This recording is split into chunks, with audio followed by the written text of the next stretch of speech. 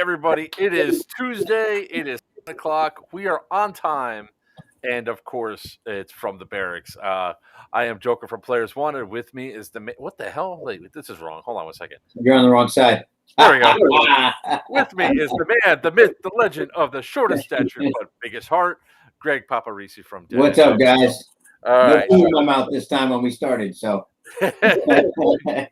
You know, I am getting really good at doing the transitions from when the timer goes off, because most people probably don't know it, but I do the timer by hand when well, obviously I'm not ticking down the seconds, but I start it, and then right at 1 second, I then put the intro video in because, you know, I can't pull this video down to add the timer to it because that'll be perfect. So I'm getting pretty good at that. Although I almost missed having us both inside as soon as the last part of the assault and battery airsoft one came up. So guys, tonight it is probably going to be a little bit of a spicy stream. We do have a lot as opposed to.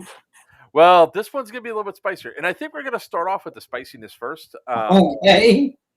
Well, I look at it this way. You know, I always like to try to sandwich things, some positive, you know, between the negative. But I think if we just start off with the negative, get that out of the way. You're going to sandwich the positive with the negative today? Is that what you're going to do the opposite way? I'm just going to start with the negative, get it out of the way, just be done with it, and then go on to end strong. Got it. End strong. Hell yeah. End strong. Okay. We can do that. So, of course, today we're going to be talking about Operation Big House, the Syndicate. We're going to be talking about RC Customs Black Dragon Siege, Fulda Gap, Firestorm 2. We don't need to really talk about Serious Viking 3 because we did that on Thursday, so it was only a couple of days ago, not even a full week. And then, of course, we're going to talk a bit about Raptor Airsoft because, you know, they should be some form of sponsor for the stream because they've been spoken about as many times as Assault and Battery, Dead End Outfitters. Not even close. But the reason why we have to talk about them is kind of something I called early on. So we're just going to wait for some people to trickle in here. I see we already got quite a few people have joined up. So thank you everybody for coming on. So we have a lot of cool stuff to talk about. We're definitely going to be focusing a lot on Operation Big House because that's we actually have some nice surprises for that. We actually have a thing. And at roughly around 8:30 tonight, we're actually going to have a really big announcement that comes out. So, which it's going to be like I said, it's going to be an interesting, spicy stream. So let's start off with, of course. Spoiler alert, it is not me admitting that I'm actually tall. I really am this short. I'm not coming out of the closet as a tall person, I promise. What's up, guys? Hey, what's up, Rattler's Rage?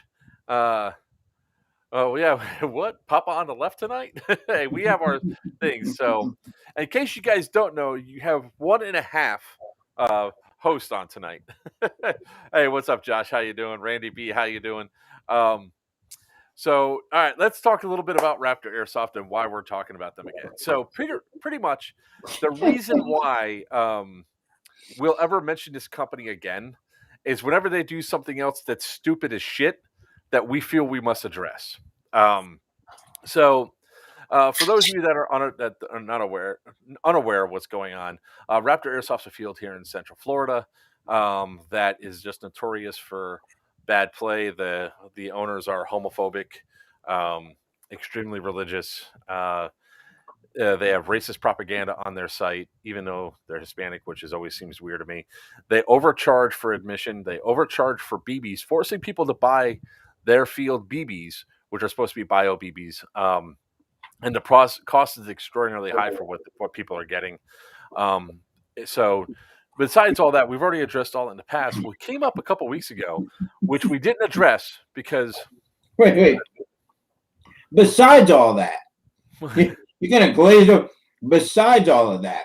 Oh yeah, they were operating illegally for over a year. They were illegally dumping on their property. They have dangerous hazards on their field, like barbed wire throughout random trails and shit like that. Cow patties everywhere. I mean, it is. When I call this field a shit show, it's a shit show. But the reason why we're addressing it now is one of the big things about airsoft is integrity. That's the main thing: honor and integrity in this sport. Yeah. Well, a couple of weeks ago, all of a sudden there was a post going around the Florida Airsoft pages on Facebook saying Florida Airsoft, Raptor Airsoft now has a new owner. Okay, so it was up for sale. I mean, they do currently. Sorry.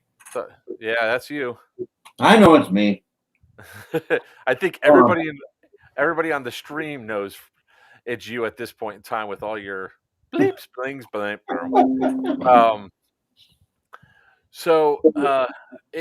Now Raptor Airsoft is actually up for sale. They want to sell it for $3.8 million, which is way overpriced for the field. It's, I think, a pipe dream in itself. But then somebody piped up and said that it's a new purchase. Of course, as soon as you look at who purchased the property, it's the same last name as the current owners. So for those of us that were paying attention or watching that were going through there, it's Juan Jr. And anybody that was really watching what was going on with it, following any of the news, 3,000.12 bios, only $49.99. Kevin. No, it's not that bad, but it's pretty bad. They were overpriced, and anybody that watched several streams ago knows my feeling about it as a result of them taking advantage of basically the trapped airsofters that were there. These guys, it's the only field, so you hope for the best for them. And when we found out how bad things were, myself and Deadpool from Wasteland Ops, we talked about allowing those guys, if your home field was normally that, you're coming from all the way up there, come to either one of us and we'll give you discounted rates at our field as a result of it, because excuse me, because sorry guys, as you were saying, I'm just closing everything out. Sorry, I didn't realize it was all going to start. Try to avoid it. I really am. I promise. I'm trying to get rid of it, guys. I think I'm just going to buy Greg a set of headphones like mine, just so that way. You kindly shut up. I'm turning off the alerts. Shut up. Don't make me listen. I will. What? There's going to be another beep as he's talking again. Set.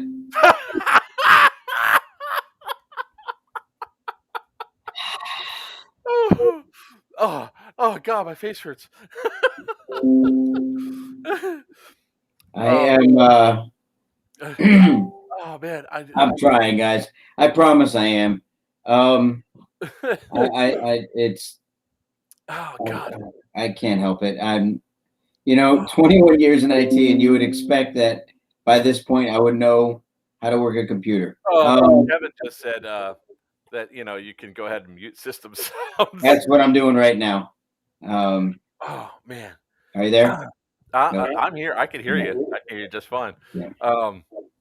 Now that I'm crying on stream, okay. Oh my God, that should do it. All right, you done now? Anyway, so son of a bitch.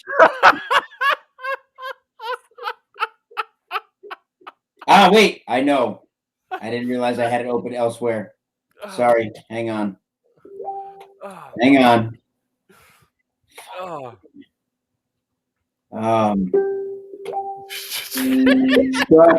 I'm working on it. Shut up. We have CRISPR, say something. CRISPR, I'm banning every one of you. Every one of you guys. I'm putting bounties on all of you. Oh, God. I'm doing what I can. Listen. Oh, God. All I want to do. We have 17 people right now watching you try to turn off all your. Shut up, man. Nobody needs to hear that. No.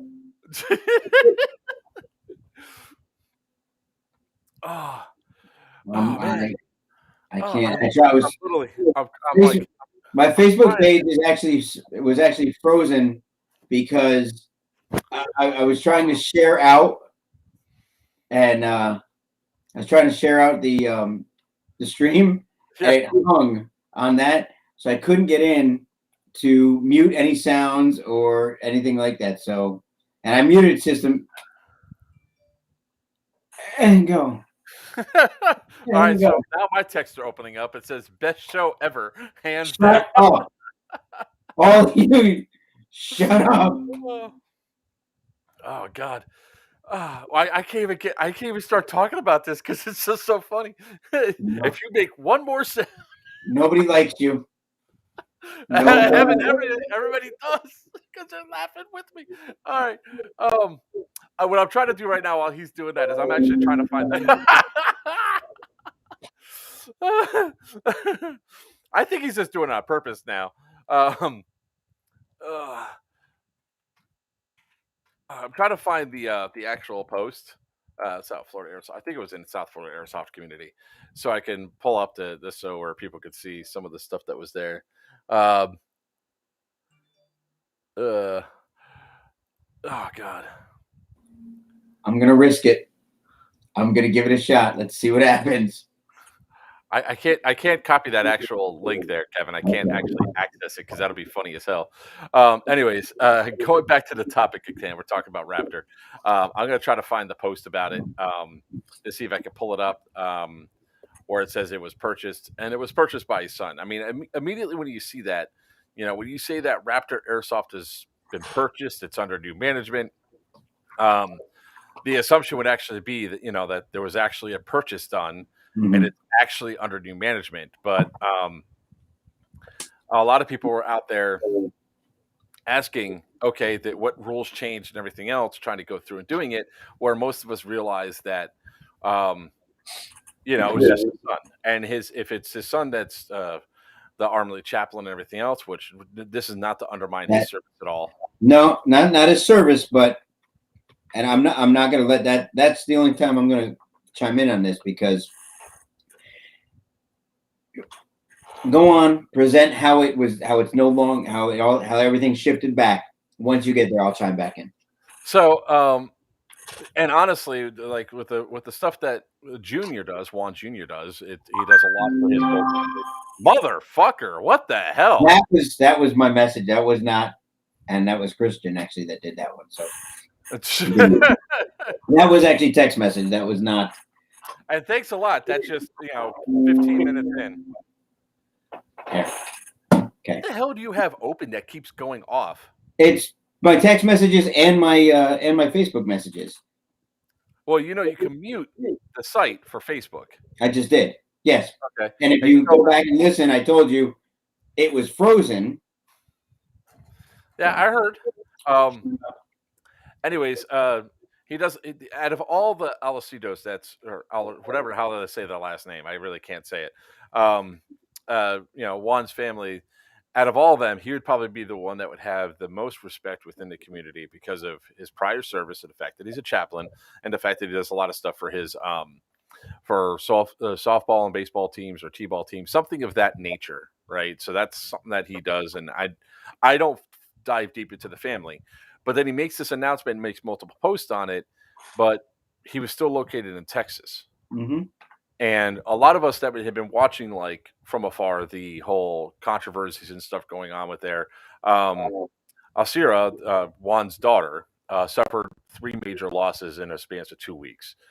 She lost her husband, lost his father-in-law, his brother, and another person. So there was 3 family members that died quickly. So to COVID, and it's a shame that it happened. Mm-hmm. It's like, obviously we don't want people dead.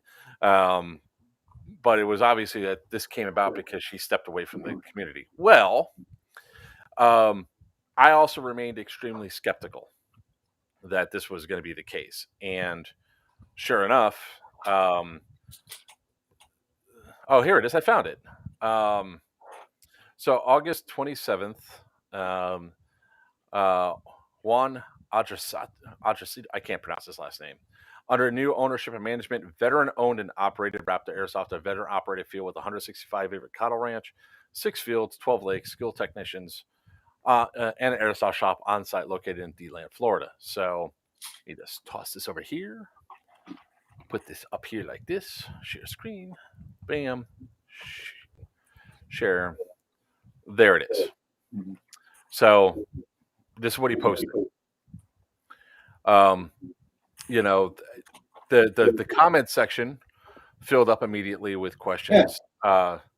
And there were people that were talking that, I mean, look, it's not about attacking a person directly, which is why, you know, you said about Alcira, you know, unfortunately her family and all that. It's not about attacking people directly, but more of their titles and things. And some people attacked the junior kind of directly. They were immediately went after him for stolen valor and things like that. And he was not. He's dual service. And you know, that's not something that we advocate. I am all about the community. I'm about airsofters. I look at each one of you as my family, and I do all I can to protect. So if a character in the community is doing something against them, then I will say something about that, but not them as a person. I don't know him as a person in his life. Let him do whatever he's going to do, but you're not going to attack my family. And that's weird. I can no longer go into Raptor Airsoft right now. Banned. Did they finally figure out how to ban me from doing that? What the hell?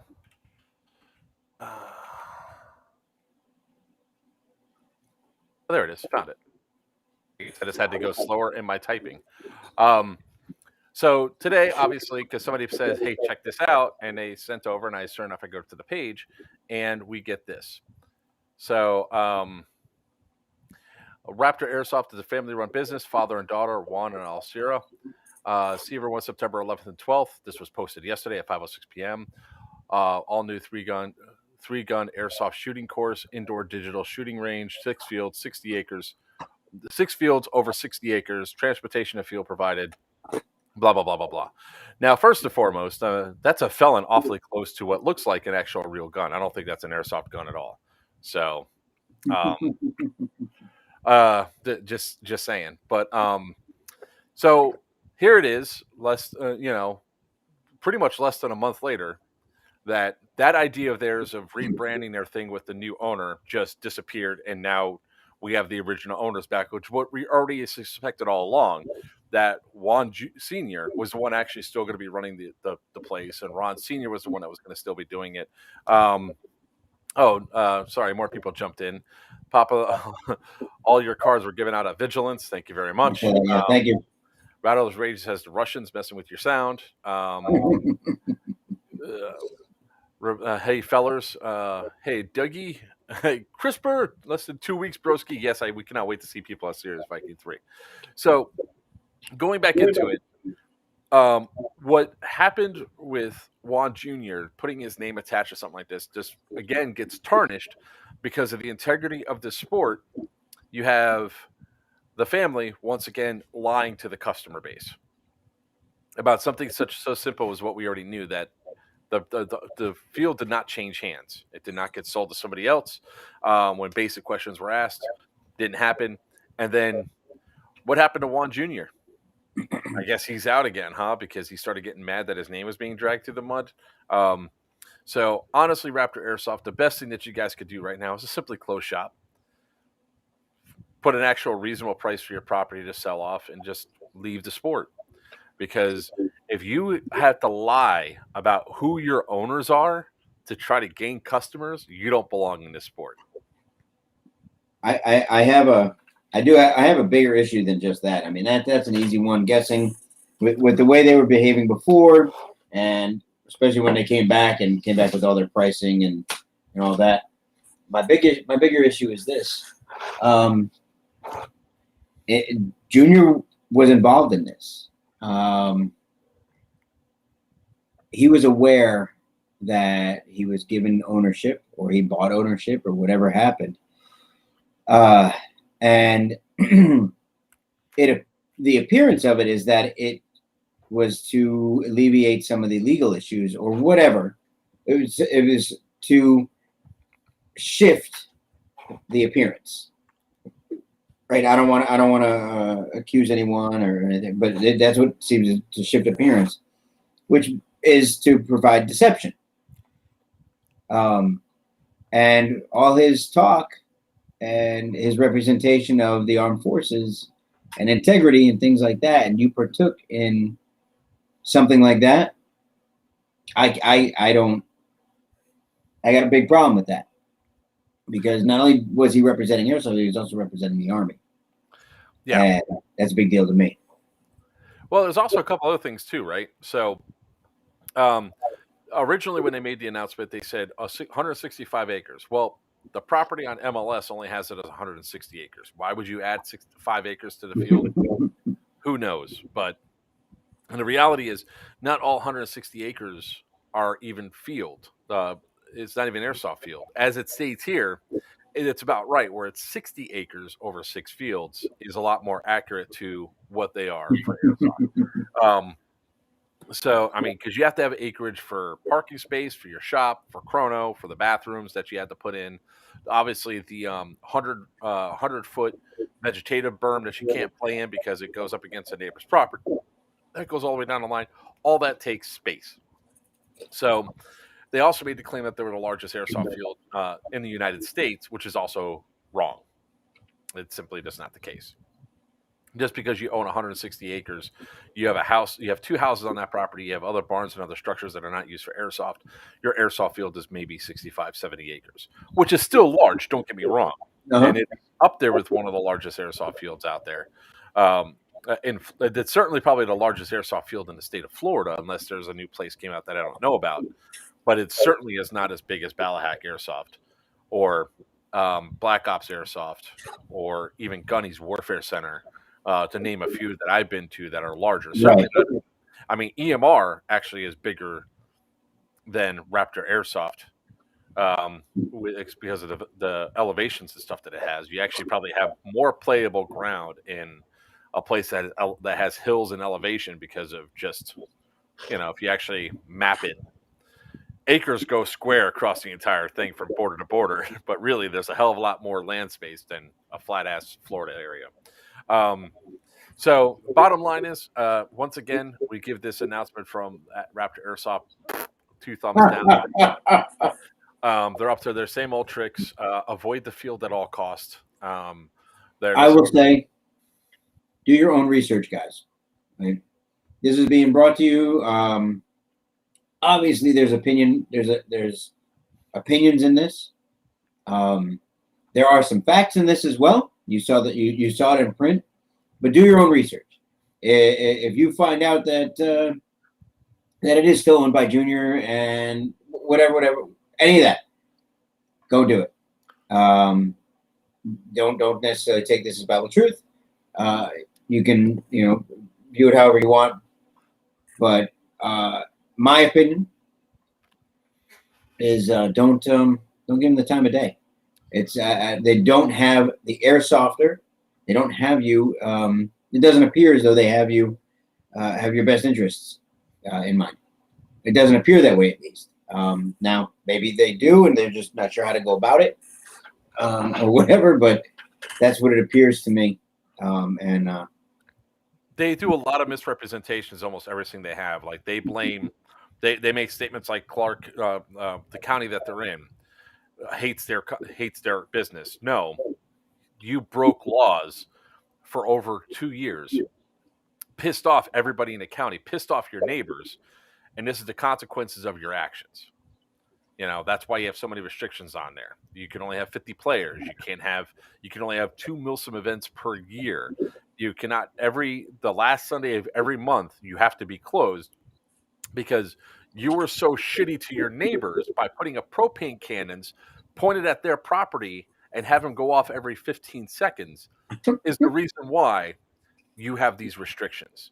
Don't lie to the player base saying that that the Clark County or whatever, I think it's Clark, hates your business. They don't hate your business. They don't like how you do business because you broke the law, besides the illegal dumping and everything else. So, and Raptor Airsoft will ban you at the drop of the hat. Just say, hey, if you go to Raptor Airsoft, say players wanted to send you, watch how fast you can freaking go home. All right. Now that that's over and done with, that's our PSA for today. That's our, the first thing that's up there. That's only one of the first major announcements coming out guys. So we hope you stick around for the stream. We have some special guests coming on at 8:30. So there's going to be some cool stuff announced. I mean, I got to fill color till 8:30. Yeah. What's up, Op4 Airsoft team? So now that we're past the nonsense with Raptor, let's get into some cool stuff. And actually, I can address the first question right here. Josh Aubrey says, will the battle bus be at the lockdown event in October? Of course, he then follows up and says, November. Sorry. Considering that I did not even take the battle bus home and it's still up in Pennsylvania, all odds are pointing to yes. The battle bus will be there. So we're going to go right into our Operation Big House, the syndicate, and we have a small minor announcement to make. All right. If you guys are looking to go to this event, this is probably going to be one of the most awesome events that you're going to want to check out with an awesome AO. That, who knows how long we'll be able to access this AO. It's that cool. Hey, Thomas Mullen, greetings. So if you go here, the Ticket Leap, get your tickets and put in promo code Players Wanted. That's the promo code right there, Players Wanted. I don't know what's with or without the space, so try both ways. Actually, I'll tell you guys right now. Give me a second. I just realized that. If you put in there, you actually get and you purchase your tickets with that promo code, you'll go ahead and get yourself a nice patch when you get up there. So go ahead and get your tickets. We have a lot of cool stuff for this event. Just going over like the pre-prep and everything else for it. It is Players Wanted without a space. So Players Wanted. We're gonna have a lot of cool stuff. I mean, we're actually gonna have the JTF missions, for example. If you guys have not experienced like a TCA, a Third Coast Airsoft Tier 1 mission or a JTF mission from Echo 4, then you need to experience one. I mean, the TCAs and Echo 4s are vastly different, but I'm just trying to give a comparison between them.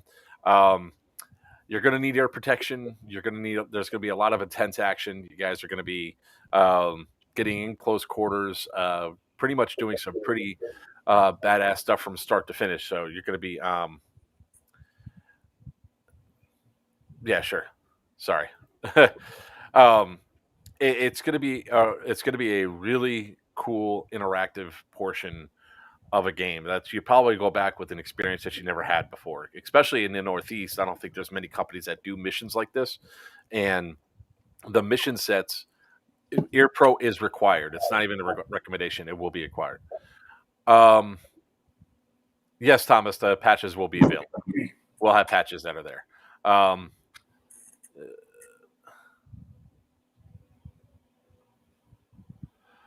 Okay. All right. We're going to address a couple things here. Yes, Kevin Walker, you heard the word patch, but you know what? You don't get a patch because you're not going to the event. Oh, sick burns. All right. So Josh Eber. Okay. I understand why you did the things you did during Operation Lockdown, but I feel that it was very misinformed on how the bus was going to be implemented in the announcements before the event. All right. That's fine. Things are going to be more detailed and more polished. Because understand that the bus was pulled into this Tuesday before the op. Yeah. It was the Tuesday before the op is when I got pulled in, and it might not have conveyed over very well what's going to happen. So for this year, or for the November game, it's going to be essentially a Huey. It's going to be a helicopter. There's going to be missions where you got to capture or locate and find and rescue the down pilot, which and there's going to be a lot harder of a fight this time. You don't want to try to drag him, by the way. No way you're going to be able to do that alone. Oh, I'm the pro at dead weight. Let me just jump in real quick about that too, and address Josh a little bit, and anybody else that may have an interest or concern. Please, guys, understand again. The previous event, Lockdown, that was their first event. A lot of things happened last minute. And they were just kind of getting their feet wet, especially at this AO. But overall, as an event runner, they were really learning some of it learning on the fly. They picked up a ton of information, and since then have really reached out. They've gotten help. They've listened. They've adapted. They've adjusted. They've done everything. What's up, Augie? They've done everything that you would hope someone who's ever made a mistake or had trouble with something would do. That's exactly what Dylan and everybody they've done that. They've taken to heart every comment, every constructive criticism, every anger, anything that's come out. They've taken it all to heart. And they're doing everything they can to make sure that doesn't happen again. They're trying to make sure that this upcoming event is not only not that, but the epitome of what you should expect.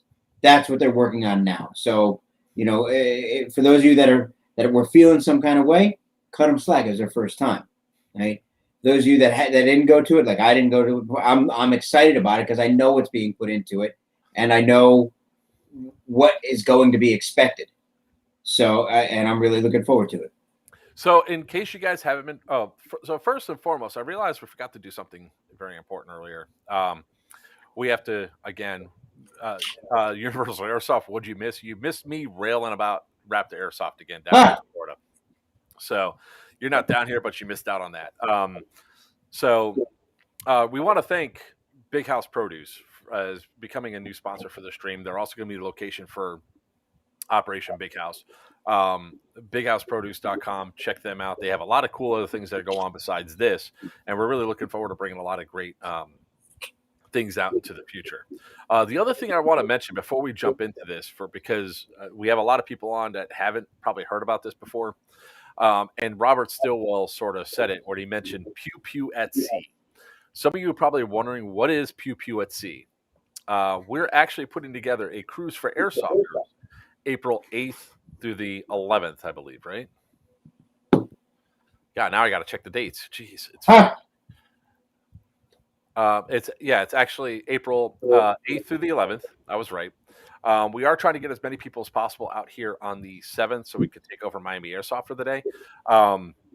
So if you guys have an interest in actually going on a cruise, meeting other businesses, other players, content creators, the whole 9 yards, this is going to be a really cool cruise where it's $563 per person, all in, including the ultimate drink package. So as much alcohol that you can drink if you're 21 years old, age of older.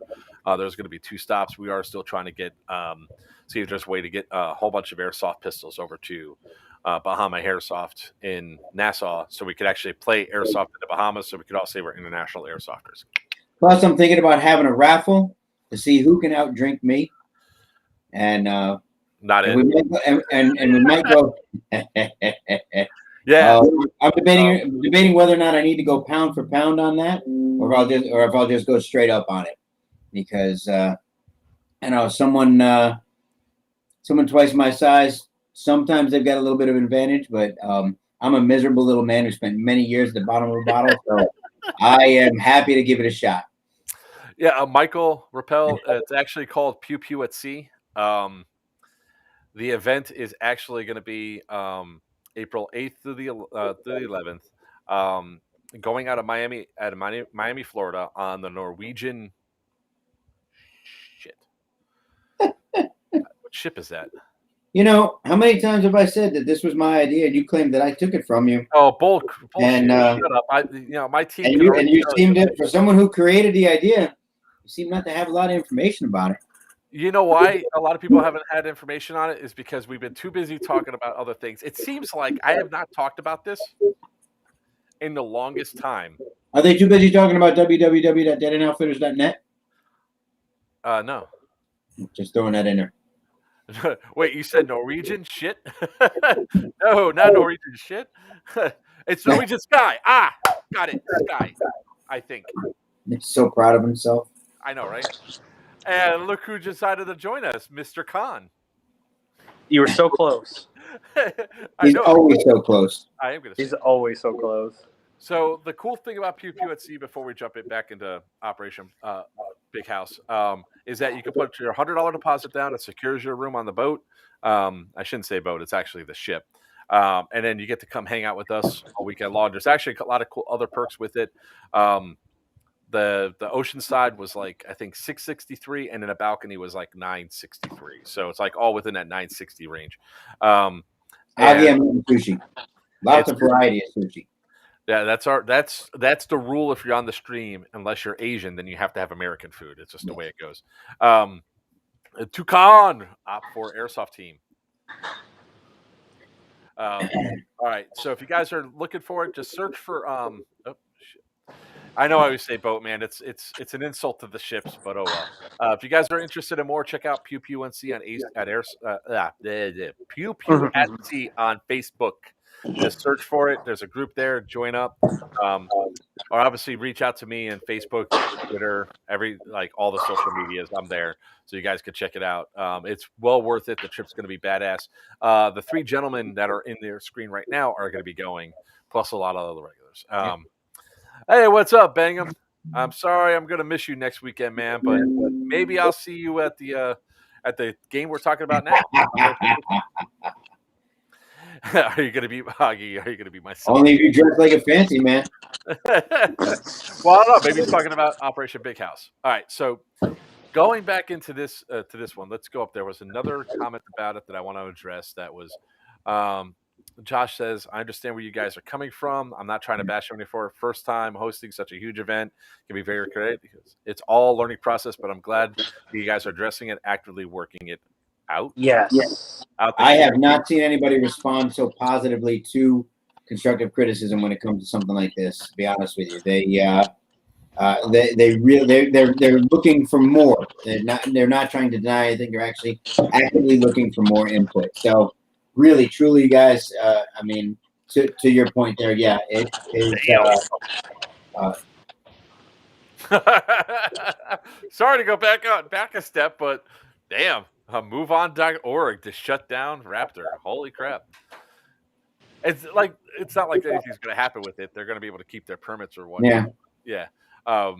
So yes, going back to addressing it. That was Josh that said that, right? Yeah, Josh. When we got brought on, that's why immediately, as soon as I came up there and I started working with Dylan and all that, I said, hey, we need to address a few things right now, and let's get this thing worked out.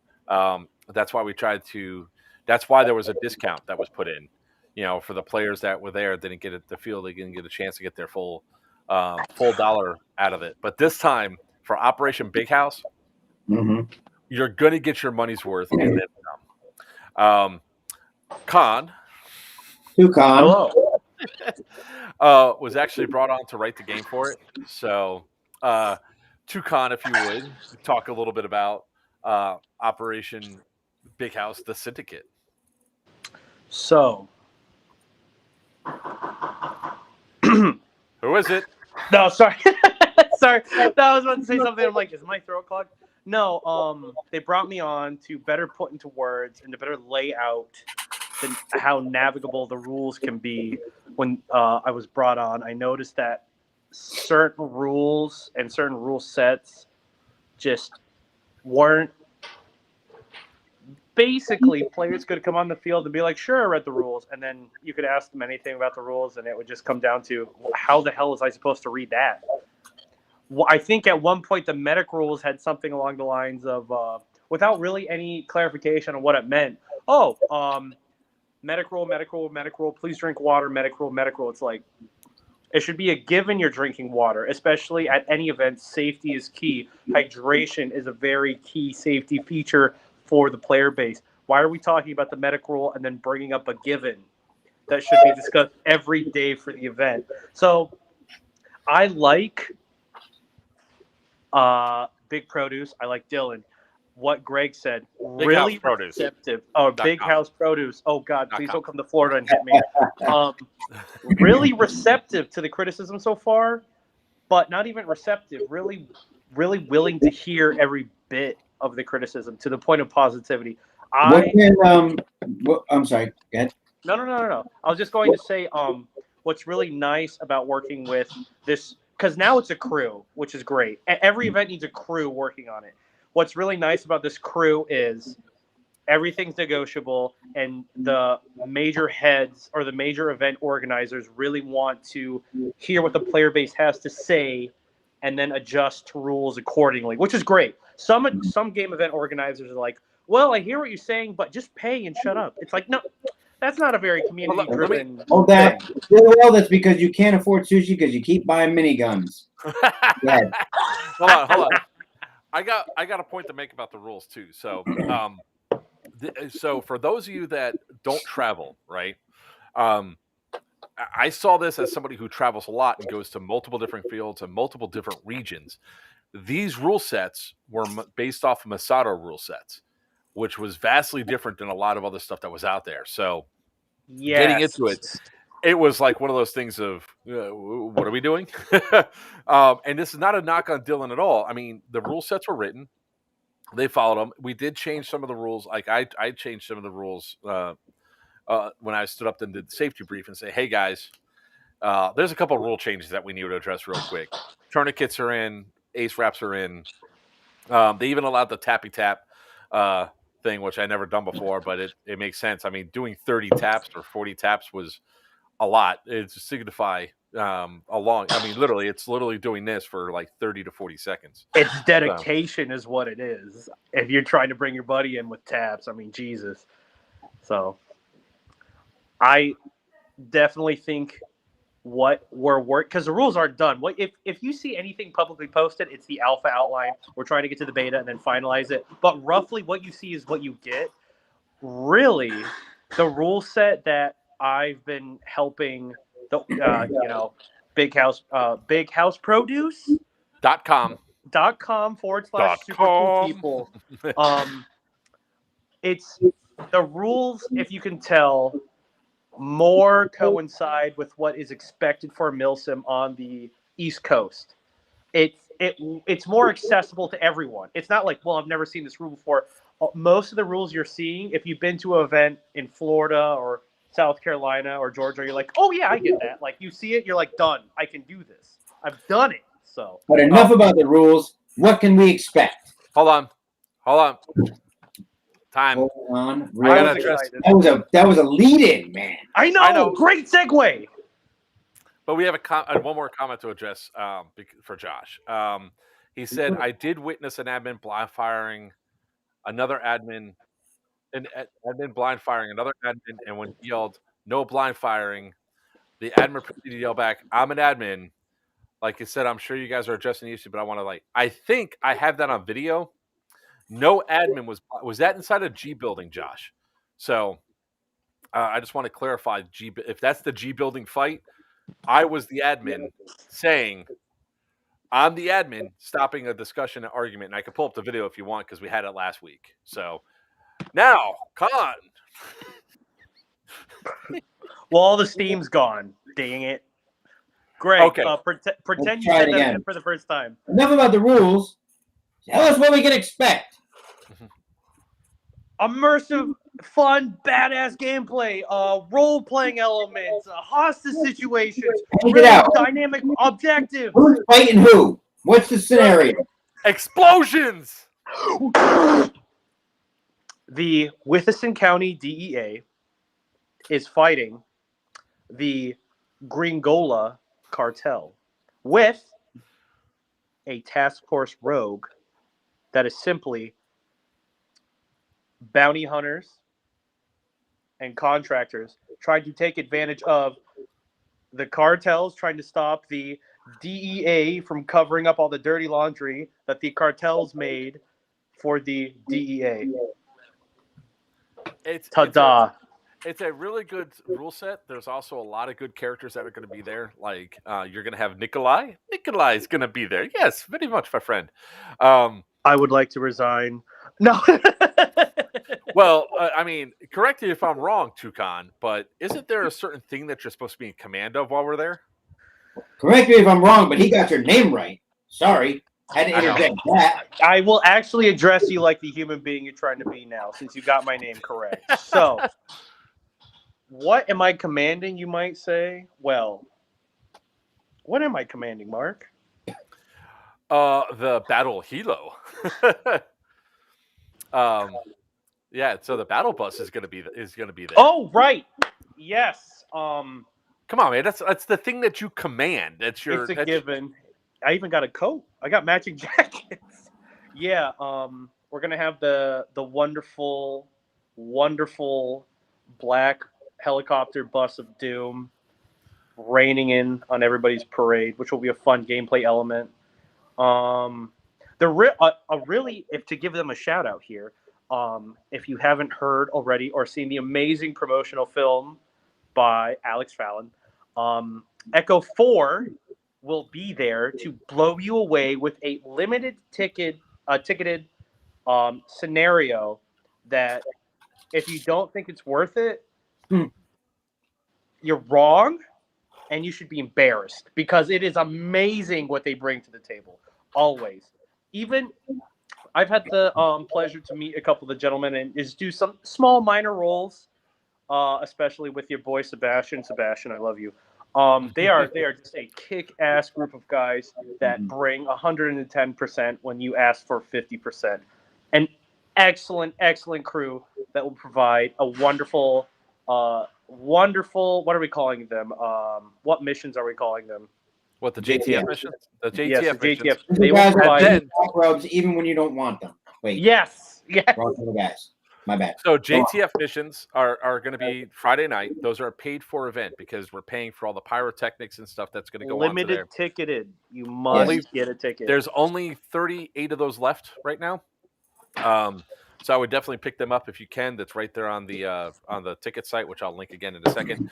But stop me one more time because this is the last time we're going to go back to lockdown and talk about the rules because we really want to talk about Operation Big House. But I wanted to show Josh this just so he could see the perspective because he must not have been on last stream.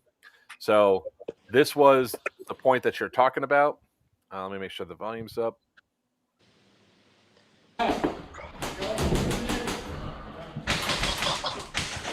Hey, that's fly fire, brother.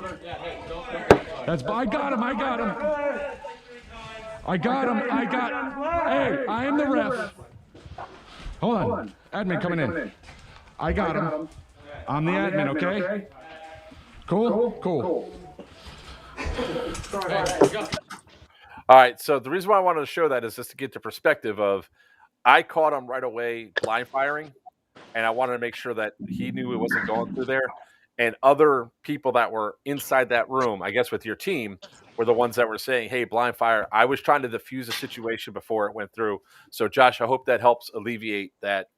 As somebody that's yelling, I'm an admin, I was saying it, or ref, I was saying it to shut down any fights or anything else. So if you hadn't seen it last week, it's there. So, all right. This is and he was actually flexing is what he was doing. He's yes, absolutely. Yes. He was absolutely flexing. I'm an admin. Damn it. Well, what it was is as soon as I said that, people shut up because they was going to start arguing. And when I grabbed the guy right by his thing, it's like, I'm the admin. Stop. I'm the ref. Stop. He stopped. When you grabbed him, did you go, I'm the ref. I'm an admin. Is that what you did? The admin's right here. Did you do that? Is that how it went? I don't know. Players wanted, brother. I'm big enough to where the only I got that dad voice on and it stopped. So, I don't understand that. It fired on, fire back, saying shoot. You should be able to shoot the battle bus. That's what he's saying. Not with BBs, and there's reasons for that. If you didn't listen to the safety brief, it's there. I mean, blow it up by all means. But we did make sure that nobody else shot from the windows moving forward. There's only going to be 3 guns shooting from it. So if you see the bus incoming at Operation Big House, the bus is not going to be nearly as pervasive as it was the last time. The buses, each side's going to have opportunities to get it. So let's talk about that a little bit, right? So Operation Big House. I want to, before we, Raptor Airsoft, do me a favor, send me a message directly off stream. You can send it now, but not as part of the stream if you really are looking to have an HBA built. Yeah, because Papa will help you out. Yeah. So going and it's excellent. Going into it, one of the first missions that both teams are going to be able to do is they're going to be able to secure the down pilot, which is now going to be defended by an entire team, not just me defending myself. So you got to fight through members of Dark Horse 6 and Screech Dragon, the Op 4 team, to get to me. Once you get me and rescue me and bring me back to the helo, the bus, At that point in time, you then have the bus for 3 missions. The very next mission is going to be for the other team that didn't get a chance to do it, so that they can rescue me and also do something else because the bus is going to be shot down. The helicopter is going to be shot down. So when you go off and do that, it's up to your commanders to utilize the bus most effectively, to really have things go inside your favor. So the reason why we don't want people being shot inside the bus, if a BB gets inside the bus and hits me and I stray off course, I mean, even going only 5 to 10 miles an hour, any little movement on that steering wheel affects the entire bus. The person up on the turret has really no protection.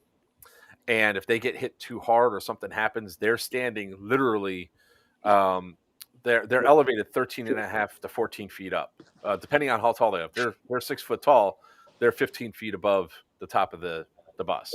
Which is a deadly fall for someone like me. I mean, that's 3 times the height, let's be honest. But as we're driving around, the last thing I need to hear is somebody saying, ouch, fuck, and everything else, because I might think something's actually happened. They slip and fall. I already lost it. No, 14 minutes with your noises. 14 minutes and 32. Yeah, I'm already past my F-bomb. I must not have heard it over the dings and dings of my computer. I should make like a bingo chart with like in time increments, like how many times there's a tangent, how many times you say fuck, and then Ooh. We can jokes. We can sell off certain times of the stream, and whoever wins the F-bomb gets like a prize. Oh, I'd be down for that. Let's find a digital guy to do that. That'd be fun. Also, if I can chirp in about shooting the bus. Go right ahead, Tucon.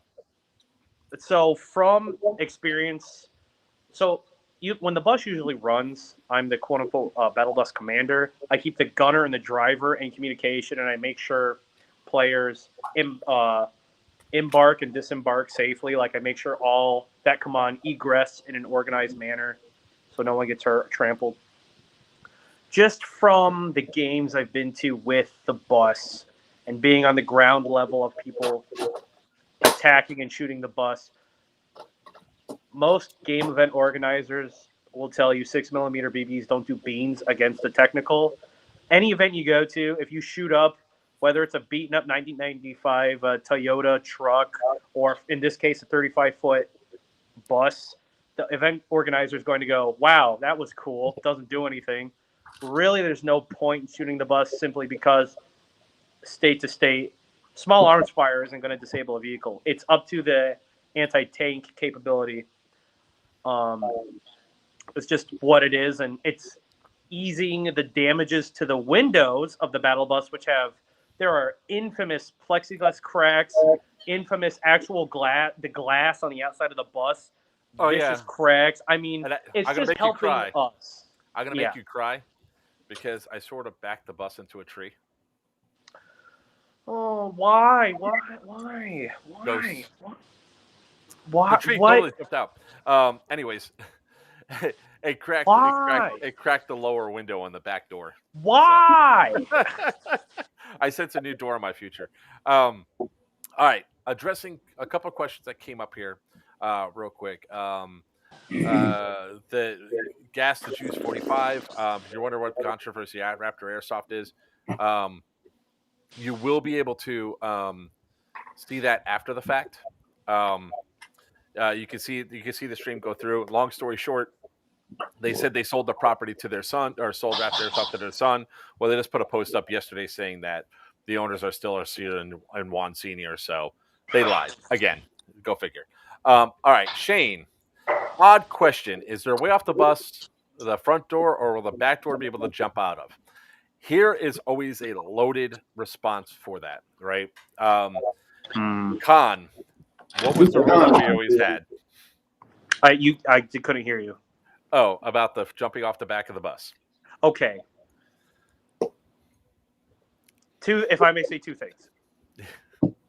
Two things. The back of the bus is a lot steeper than you think it is. If you come 3.5 feet is high. Yes.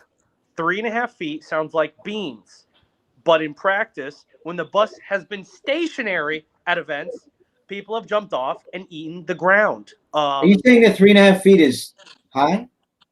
I'm implying that a man of your stature would be an excellent barometer for such a height. So yes. 3.5 feet is high, then 5 feet must be dangerous. The implication is lethal, sir. Yes. So, soak it in.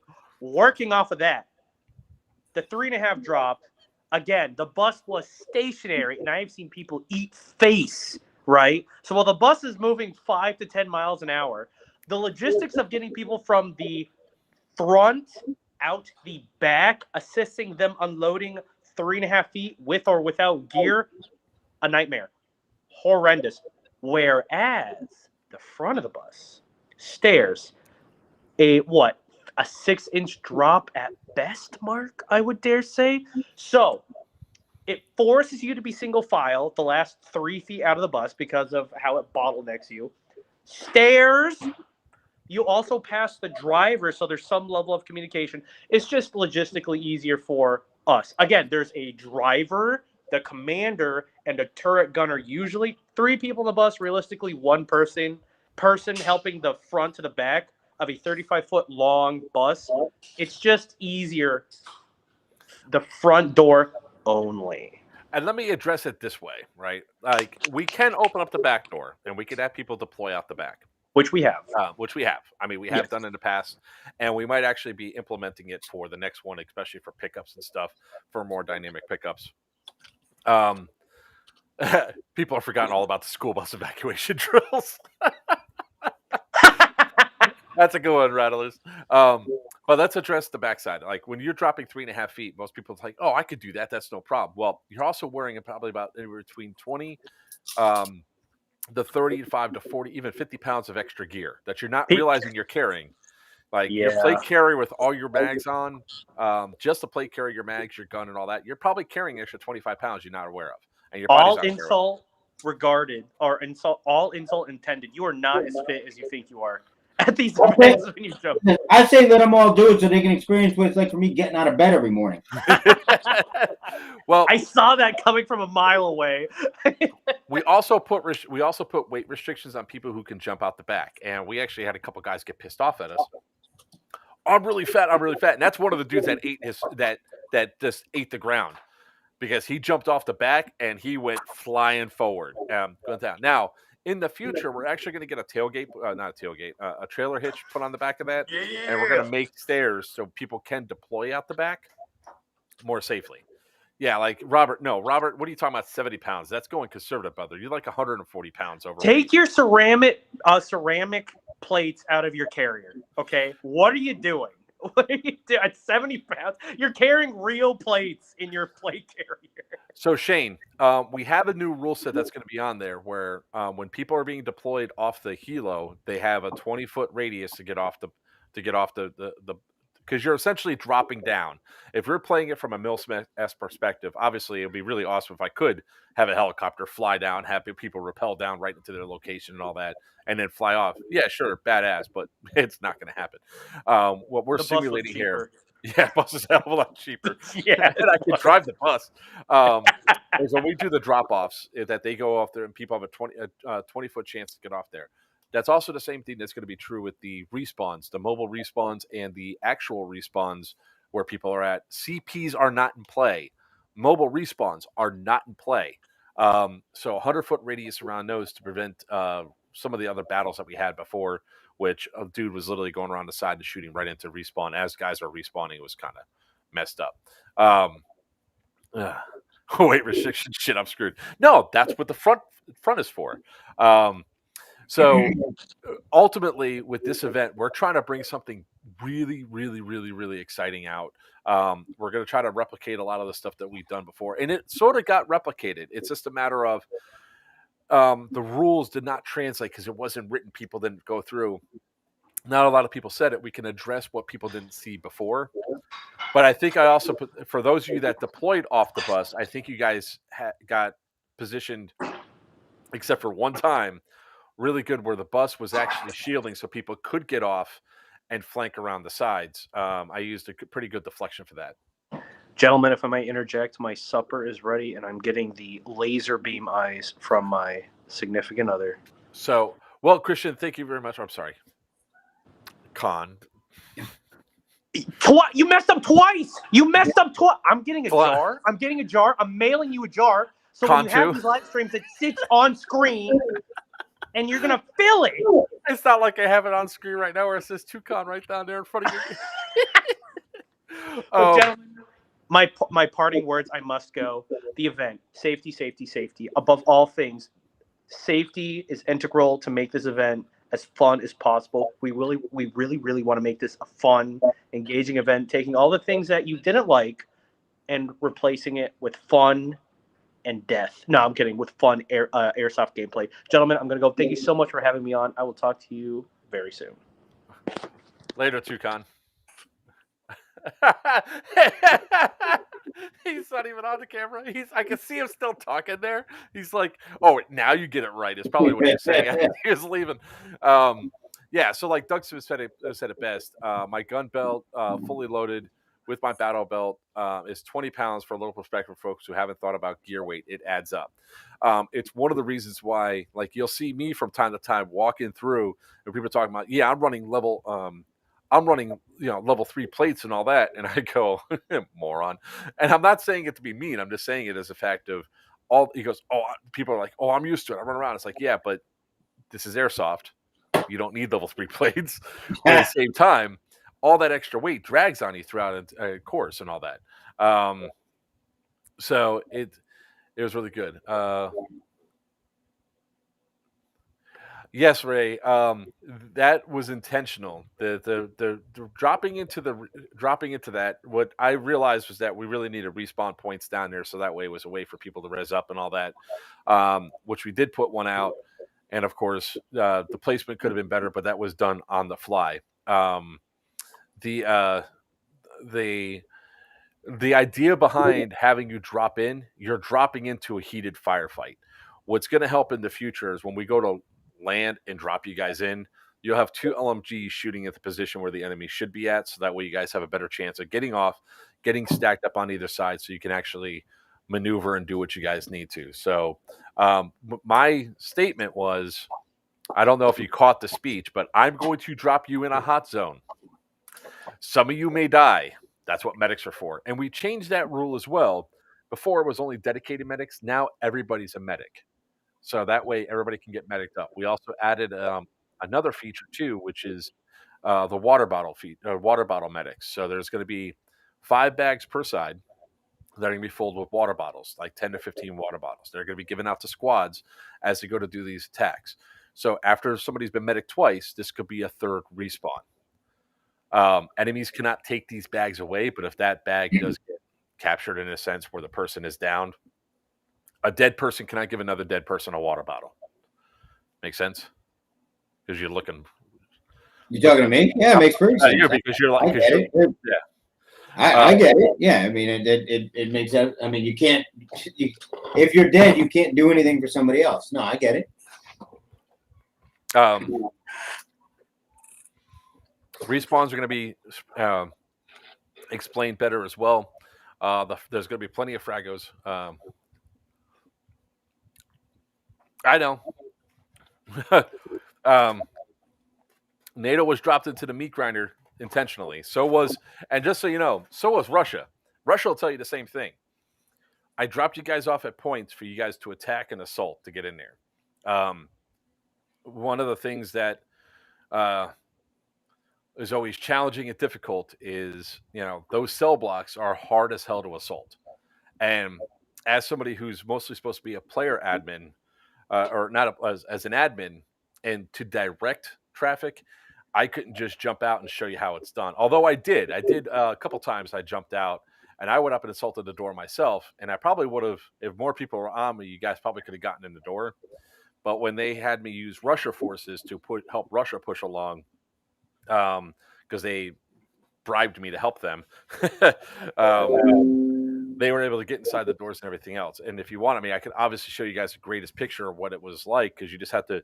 Most people didn't push, they didn't run, they didn't assault, and that's the key thing sometimes in games, you have to go outside the norm and sometimes just go for it.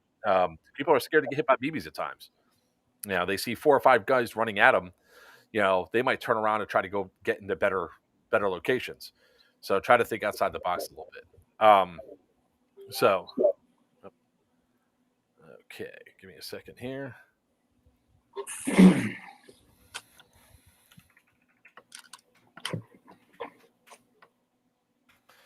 I'm getting a question from one of our guests because he's having difficulties connecting. So there's a lot of stuff like that. There's like, I mean, Papa and I always disagree sometimes, all the time, about tactics on going through and assaulting. And almost to the point of here, let me. That's you this time. That ain't me. That is me. I know. I'll mute I'll be my site in a second. I'm just trying to find the.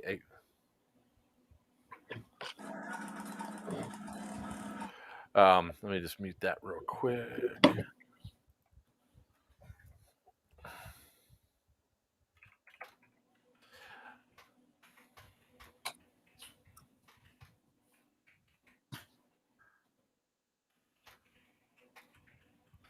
Oh, it's the stupid Facebook bug with the live stream. Mm-hmm. So if you're joining in the live stream, you have to take it out. If you're like using your iPhone or whatever, you have to take it out, copy the link, put it into Safari, and then do it that way in Safari. Yeah, Ray, that was definitely a problem. And the funny thing is like being on the field for that, for watching both sides doing it, they're like the Russian forces were like, "Oh, we didn't start shooting till we shot first." It's like I was the first one off the bus because I threw the smoke right into the doorway. I had to move the smoke. As soon as I walk off the bus, I'm getting shot. So I was like, I know who fired first. And Russian forces were complaining, "Oh, NATO now has a respawn right there. They're going to attack our spawn." No, they weren't. They had their mission inside that building. Next time, we'll make sure that first off, the Russian forces are not going to have that same spawn. It's going to be moved on to the other side of the field, further away. We really did try to direct traffic into a few buildings to really to keep everybody in intense firefights all weekend long.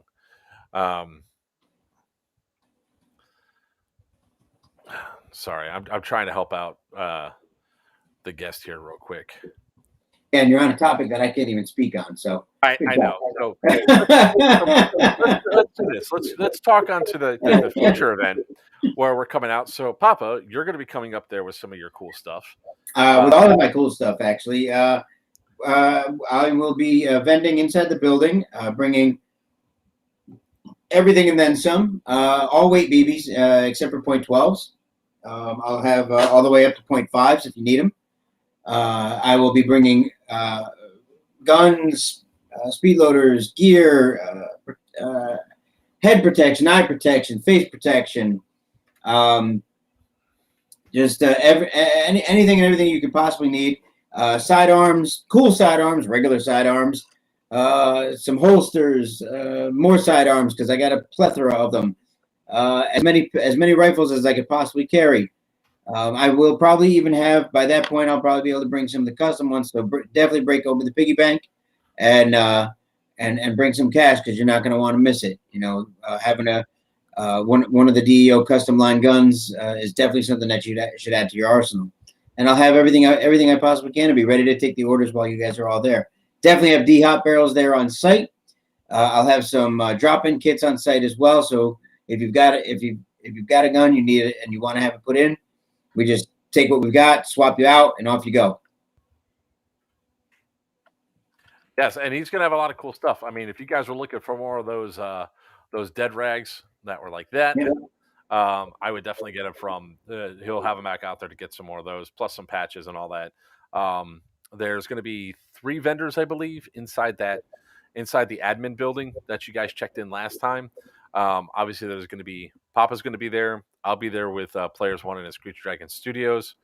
We're also going to have Xfog's going to be there. So hell or high water, we're going to have Xfog there. We're also going to have Amped Airsoft's going to be there. So Papa, as far as I'm aware, is going to be doing the air fills as well. So he'll get the pricing up for what the air fills for the weekend are going to be. So I don't know if you saw that or not. Yeah, thanks very much, Ryan. Ray Nolan. We really do appreciate it. All in all, a great match for just a few bugs. Yeah, I mean, considering that we had the weather incident and we had the medical incident, if those two things didn't happen, we probably would have had a lot more stuff going on. But this time we're planning for a lot. There's going to be buildings that everybody's going to have to sit down and capture and hold. And there's going to be admins going through periodically to check scoring and all that because we don't have a lot of digital props yet, but they're coming. Like we have a big digital bomb that's actually pretty awesome that we've been messing around with, so we're going to do that. Who won the raffles that were at the previous event? I have no idea, to be honest with you. I didn't take names. And I don't know if you saw or not, Papa, but Rattler's Rage says, "Save a tracer for me." I got plenty of those. You named the kind. I got blasters. I got 3 and 6 inch. I got BT BT tracers. Yeah, I got the BT tracer. I got X Cortex. I got Ace Tex. You name it, I got it. He's all in right now. Get it while it's good. Let's see here. Oh, isn't that sweet?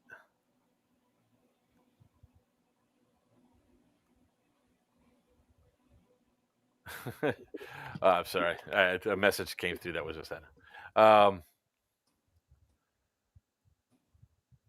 The other large building being able to play, like the offices, maybe. Not sure. Oh, okay. I'm not sure which building was out of play because the only thing that was over there that was in pretty much the player field area was the church was the only one that was out of play. With only having 200 people on the field, we really directed everybody towards the buildings. And I think the secondary issue that might have been there was like a lot of doors were locked that they couldn't get unlocked. But we're going to be fixing that for the next time.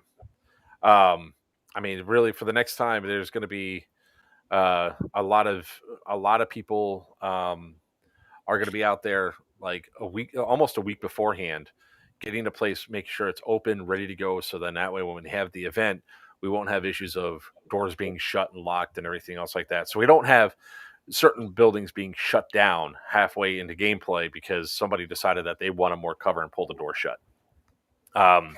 So that's the cool thing that's about it. Hey, OP4, I mean, if you don't want to run solo, Weiner and Bulldog are going to be XO and CO of this event. So bring your lock tools if needed. Ducky. I got too much stuff to buy for Airsoft right now, but I love an Ace Tech blaster. Those things are pretty awesome, to be honest with you. Yeah. We are trying to get.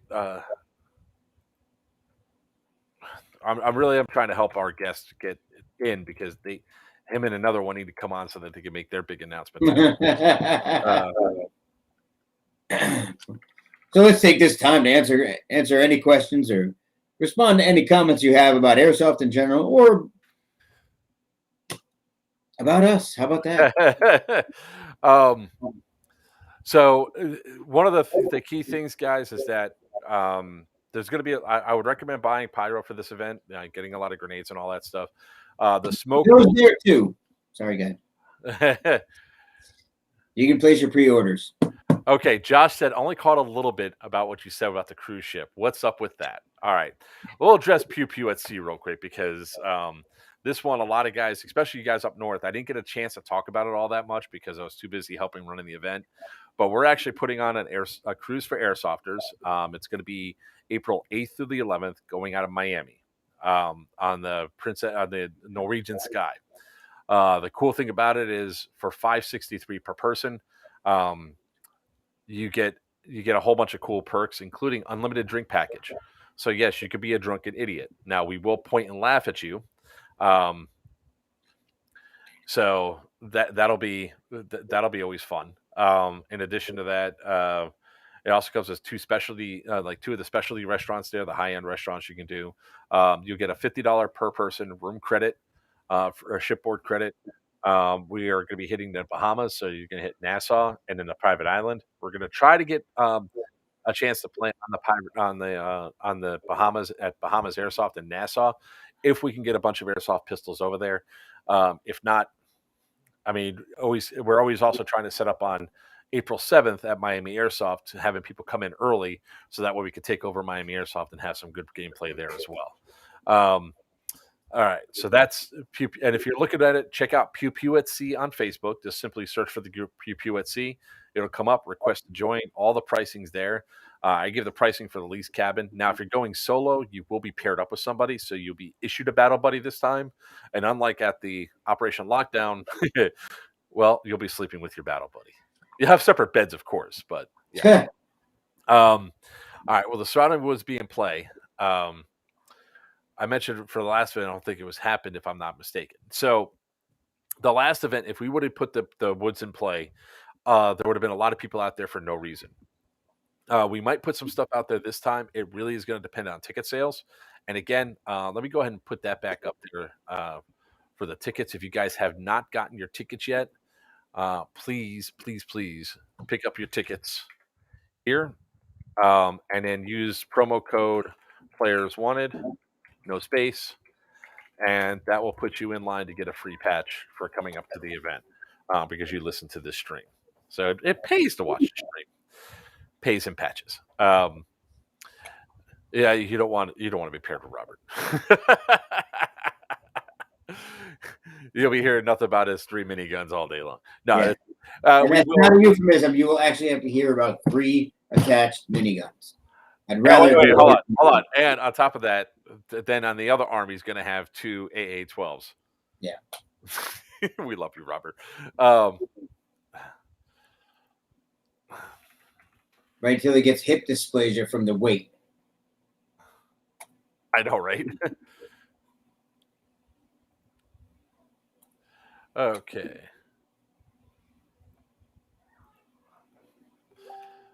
I'm still trying to help out there. All right, so we're still trying to get them in, and it's not looking like we'll be able to get one guy in. So we're still have to wait about another 17 minutes for the other guy to be able to jump on. Rob Gun go burr. No, Rob Gun goes. I was thinking about something. Wondering about doing it like a patch challenge. I'm trying to have that patch I want done. I'm trying to get somebody to do it just the right way. You know which one I'm talking. The one for me. Yes. I'm wondering if I can put it out there, and the winner, whoever does it the best, I don't know what I can give them. What would you say it's worth? To design a patch or have the best patch design? Well, I mean, I have the base idea of it. I mean, but beyond that, what do you think something like that would be worth, guys? Well, personally, I pay my artist upwards like $125 to $130 to make a patch, but of course, he makes really good patches. So, okay. So you're thinking these idiots are worth $100? I mean, these guys are worth $125. Because you know I call them that because you know what they're going to do. The minute I put it out there, you know what they're going to do. Every one of them. You're going to be inundated with a bunch of patches. A bunch Every of single images. one of them. You know what they're going to do. I'm trying to help. Have a happy birthday in case we don't see you, which we won't. But have a happy birthday. Have a happy. I already wished him a happy day he came into the world naked and screaming. Yeah. We all know you don't participate in. No, that's my way of saying happy birthday. It's the way you came into the world naked and screaming. Happy that day. Make short joke patches. That's low hanging fruit. I mean, come on, Duck. You could do better. You're way better than that. Come on. No, I have the patch idea already. I just need someone to clean it up, make it look right. So far, nobody's really been able to do that yet.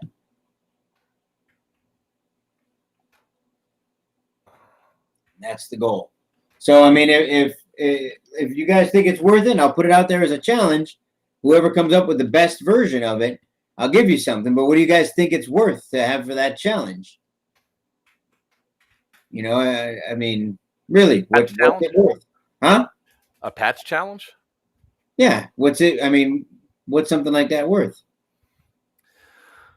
I don't know. A lot of people are asking for tracer units.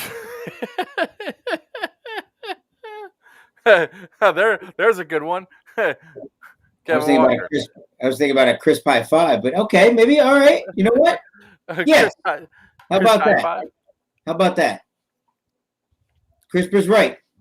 D-Hop barrel. I'll do a D-Hop barrel. All right. So tell them what the challenge is. I don't know if I can show it or not, but I mean, maybe I can. I guess. Huh? Yeah, if you click share. Yeah, well, let me pull it up. And mind you, this is the idea. This was created by me in about 3.5 minutes in MS Paint. Okay. Let me share the screen. Where's the screen share in this one? We haven't done it yet. It should be down at the bottom, right next to your. It should have a line through it. Third icon from the left at the bottom. Oh God, how is that screen share? That's ugh. So that, again, like I said, that right there was a 3.5 minute job done in MS Paint. The idea is just the head of and hat. Mind you, the hat has to be there. The hat is key. It doesn't need to be the full representation, but you got to know who you're talking about here, right? Those of you that don't know who this is, don't even try to chime in. Don't bother. Man, that's really dating yourself. You don't know who that is. Yeah. It doesn't have to be with nods. But the idea, the base idea here was to, I don't know what, make it more militant. like it's his, Airsoft Papa. So something like that. Only if you look, you can see how crude my version was. This should be a good, crisp, clean Smurf. I approve of this. Perfect timing. This should be, it should be crisp and clean, and it should be well done. Not like what I'm showing you right here, where it literally looks like I slapped on those cartoon nods on an edited version of Papa Smurf's head, which is exactly what I did. Exactly what he did. Exactly what I did. So go ahead and take that. But it doesn't have to be with nods. It could be regular. It could just be with eye pro. It could be with goggles. It could anything like that. Your version of this, but it has to be a proper representation of Papa Smurf. The hat is key. I'm sure the beard is key. That's Papa Smurf, right? However, you can turn him into an on-field airsoft player with just the head and the hat. That's it. That's the challenge. Anybody gets it right, whoever gets it right and I use it, they get a free D-Hop barrel. See, like, again, it's what it's worth. I mean, like I said, I spent about anywhere between 130 to... Oh, look at that. About time you figured it out. Jeez, old people. Oh, the guest finally was able to join. All right. All right. So, and he's about 7 minutes early. So should we make him sit in the lobby, or is he just going to get really? It depends. Which one is it? Joker man, I may send my extra tactical Smurf patch with you for Papa. All right. So, ladies and gentlemen, boys and girls, children of all ages, we're going to go ahead and introduce to you all your CO for Operation Big House. First time on this stream, I think, right? No, it's not the first time on the stream. No? Oh, crap. There he is. Here he is, Bulldog. And it looks like he's having a little bit of a connection issue. At least he's real choppy. While I'm waiting for him to smooth it on out. Your connection is kind of low. Are you near your Wi-Fi there, Bulldog?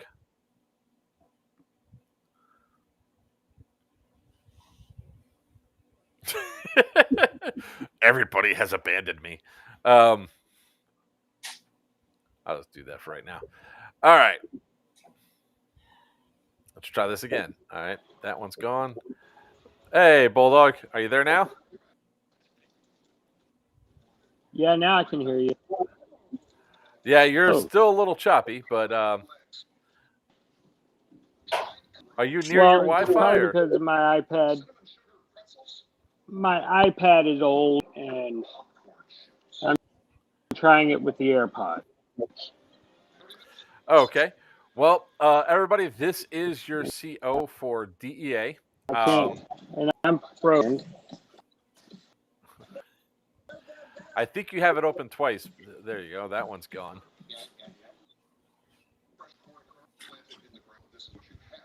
Can you hear us okay, Bulldog?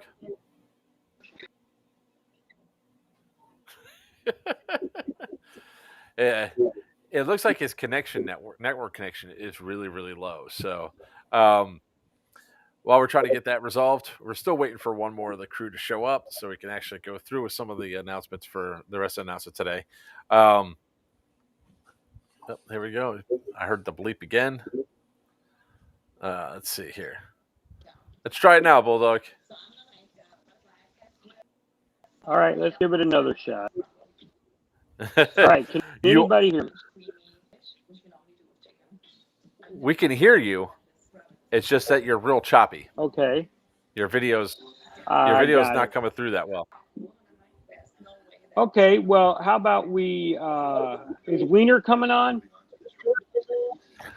He should be coming on. Let me text him real quick to see what's his ETA. Okay. I did send him the link. I was gonna say, have him do the announcement. Okay. And by next week, we'll figure out how to get me on here to talk more about what's going on.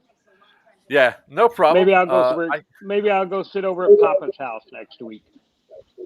Yeah, he's at the shop, was where he streams from now. I don't know where he went off to, but I'm going to take him out of here until. Well, if he's still at the shop, I can run over there. I can be there in 10 minutes. Oh, go for it, because he's got another computer set up over there that he could put you on. All right, tell him I'm headed over. All right, I think he can hear it, but I'll let him know. All right, I'm out. Bye. Bye. Hey, what's up, Chris? How you doing? Speedy. I'm glad you live. I'm glad you're actually here. So let me get rid of these.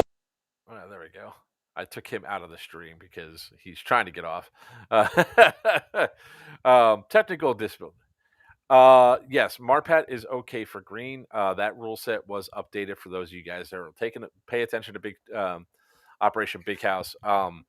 This will be a cartel game. So going over some of the other missions that we're going to have, we're definitely going to have you guys holding on to different locations within the AO. There's going to be buildings you have to capture and hold. The longer you hold, the more points you score. A lot of this is going to be analog for this time around, but we are actively looking to finding more props. So hopefully we could have enough props in time for this event to make it bigger, badder, everything else. I will tell you that if you're scared of loud bangs, this event might not be too much. Oh, you're in COVID quarantine? Did you catch the big C, sir? Actually, it's not the big C. That's still cancer. But okay, cool. So you're also in. Let's see. There we go. Took Bulldog out, so that should make things a little bit smoother here. Yeah, Op 4, he'll be back. He's going to run over to the Papa shop. I don't know where Papa went off to. Oh, there's Bulldog. Yeah, I got on my phone instead of my iPad because I realized my wife took the car to work.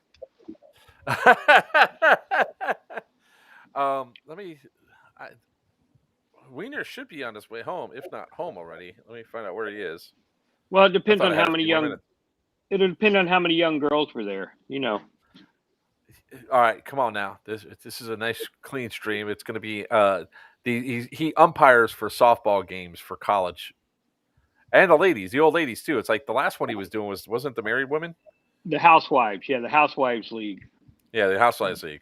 I think that's who he's doing it for again. So Usually, most likely, unless he's doing the World Series somewhere. Yeah. The softball World Series.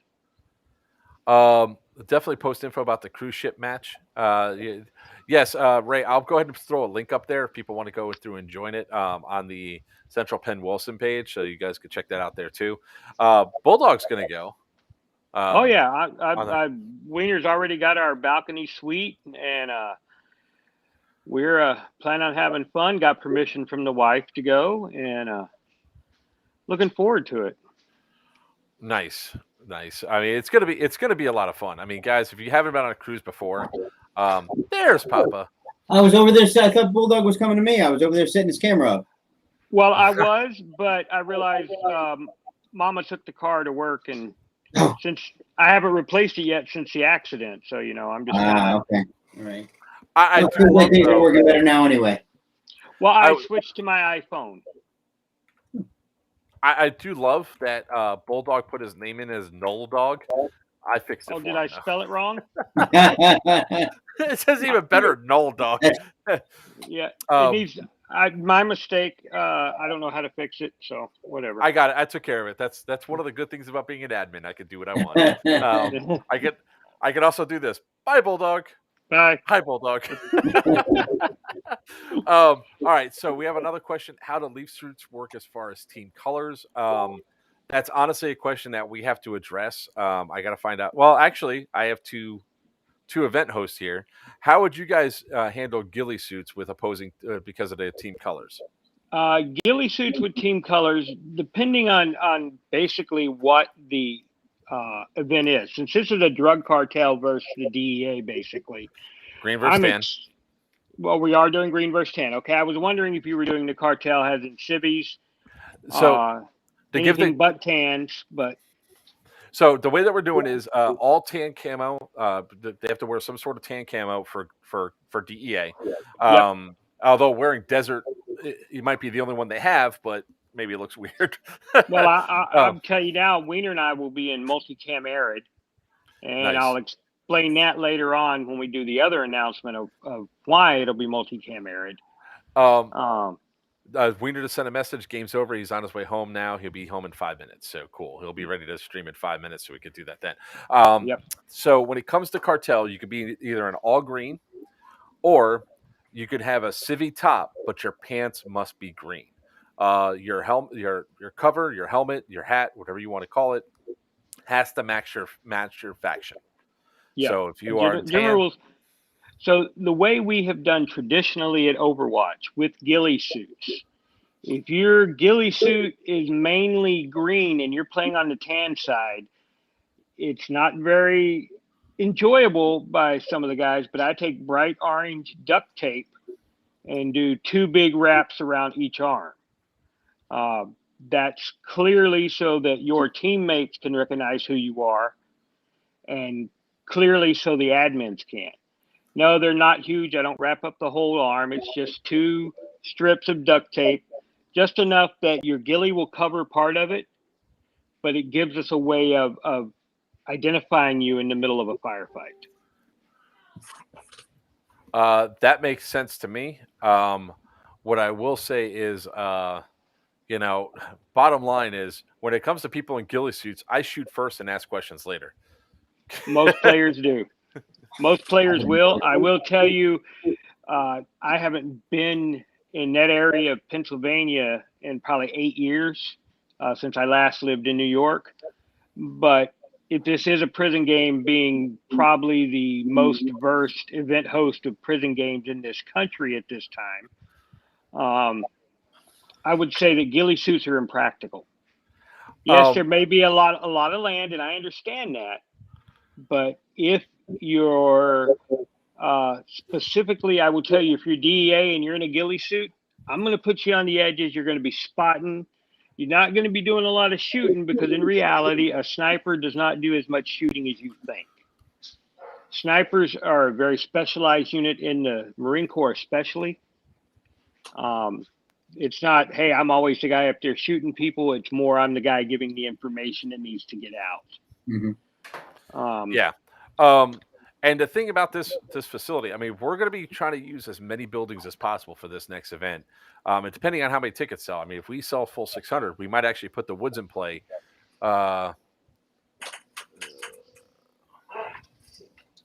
So that's it's something that's actually if we use that, great. Then it might be a little bit better off. But more than likely, most of the buildings most will be contained by building fighting. Now, depending on also if they mow the grasses.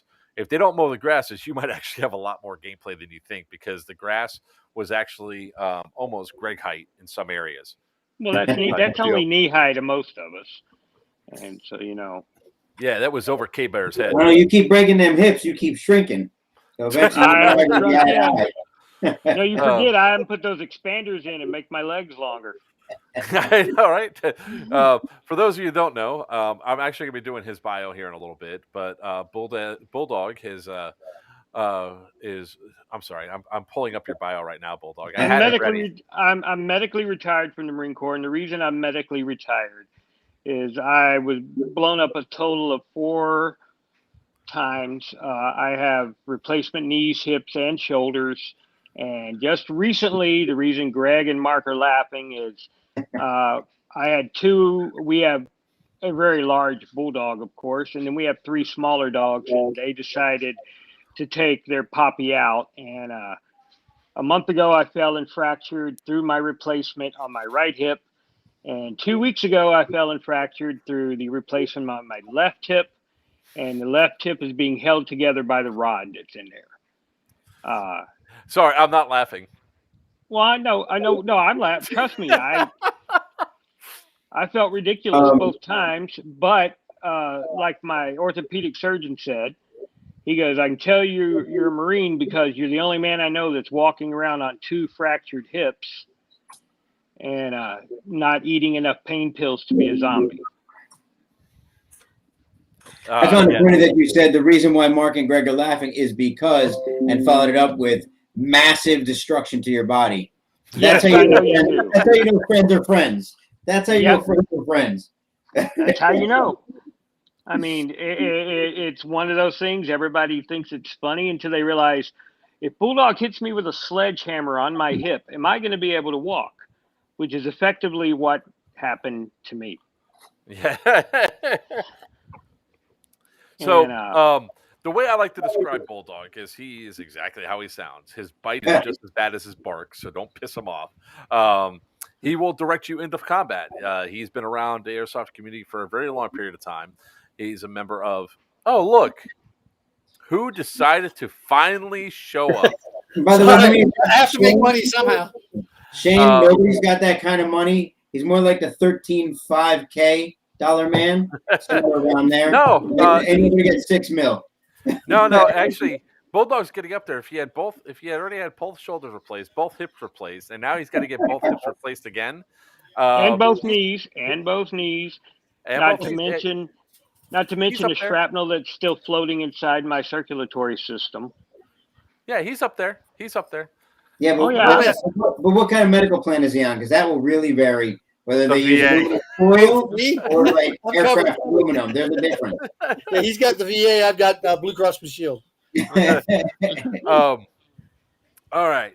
So before we start going into some of the announcements, all that. So also, guys, here's with us is Weiner, your XO for the event for Operation Big House. Ray Nolan. I don't know why I keep saying Ryan, probably because I'm reading it too fast. Tri-State Airsoft Mob came up from Kentucky, from Southern Ohio. A lot of weird rules in pen for the most of us. It wasn't weird for just you, man. It was weird for me as well. Some of the rules on there were not stuff that I was used to. That's why we tried. Like, I don't have a chance to check out the new rule set or not, but we did post them up. We'll make sure we have all the rules posted up there for everybody to download so they can read over.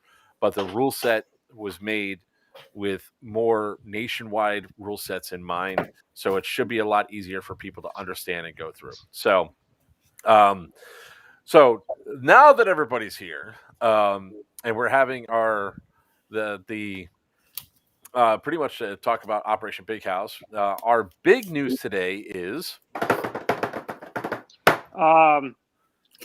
It has been a hard decision for both myself and Weiner, as we both have been associated with Doomsday Airsoft for a number of years. We love the guys from Doomsday. We put on some amazing events. If you've ever been to an Overwatch event, you understand why we know prison events so well. But Weiner and I have been playing more nationally, more getting known, and we have decided that we are going to start our own venture called ATE Airsoft. And it stands for Apocalyptic Tactical Events Event Airsoft. We are announcing that now. We have our logo, which should be popping up on Mark's page, has a sponsor. Yes, it will be popping up. It's been sent over. That should be coming through. But just to give you guys a quick look at some of these awesome patches. There we have it. Yep. There These you are go. our patches that we're announcing. As you can tell, we've included our history in there, and our Bulldog's call got the sign. bigger head, if you notice. Bulldog has the bigger everything. If you ask any of Weiner's girlfriends, but we're not going to go there. But we plan on announcing our first event that we're holding by ourselves within the next 3 to 4 weeks. We are proud to be considered a co-host of Big House with Mark. That's why we agreed to take the CO position and the XO position for the TAN team. We're looking forward to it. If you guys don't know us, ask around. We've been around quite a while. I'm an alumni of just about every major event producer except for, can't even think of his name, but he does the 24. No, I'm an IMSADO alumni. Thank you. Milson West? Milson West. Okay. Is the only event producer who's national level events I haven't been to. Yes, I'm a Pine Plains alumni. I'm an IMSADO, TCA, Lions Claws, American Milsim. I've been playing airsoft so long that I remember when we just used to put 6mm BBs in a straw and blow them at each other. He's old. But I'm 3 months older than my XO. He likes to remind me of that. But at least I don't live with Mom. Anything you want to say, Weiner? Mom lives with me. Thank you very much. 57 years old and back with Mom. That's good. Yes, I know. But there's Mom. Everybody say hi to Mom. Hi, Mom. Hi, Mom. So, wonderful. Oh, it's not that group. It's a different group. Wonderful. so it's really exciting to hear that you guys are branching out. You guys are branching out. You're going to be doing your own thing. Yes. I really look forward to having you guys up here at Big House, Operation Big House, being the CO and XO there. I mean, thanks, guys. Really, it looks like it's going to be a hell of a lot of fun. You guys, Jesus Christ. It was. Well, I don't know where you're going with that. No, it's not that. To branch off and start our own Steve thing. Tom. Oh, your phone's blown up. Yeah, everybody's saying hi, Mom. No, Steve Tom is like sending me messages about the JTF missions, and he doesn't realize just how well established Echo 4 is with doing these tier 1 missions. Yeah. And JTF missions. If you want to know about Echo 4, we have brought them on 6 years ago to do JTF missions for Doomsday. And we let them do their own. The first year we wrote what we wanted them to do, and after that we let them do their own thing. And they bring the pyro, they bring the noise, and they bring the realism. I stepped out of one of their JTFs 3 years ago because my PTSD was kicking up because they were doing something that we had done in the Marine Corps, and I had to step away. That's how realistic they get. At Overwatch 6, I did the helo mission for that, where we landed on the roof and went inside. And the level of explosions that went off when we went in there, it was unreal. So Op 4 Airsoft team was like, he really wants to go to the Pennsylvania thing, but he needs people to run with. So I would say Bulldog and Weiner, have them come up, have them run with you guys. And we'll put them to work. Yeah, exactly. Antonio Sinet, he all same thing. He's on here listening too. I'll bring him over. You know, guy.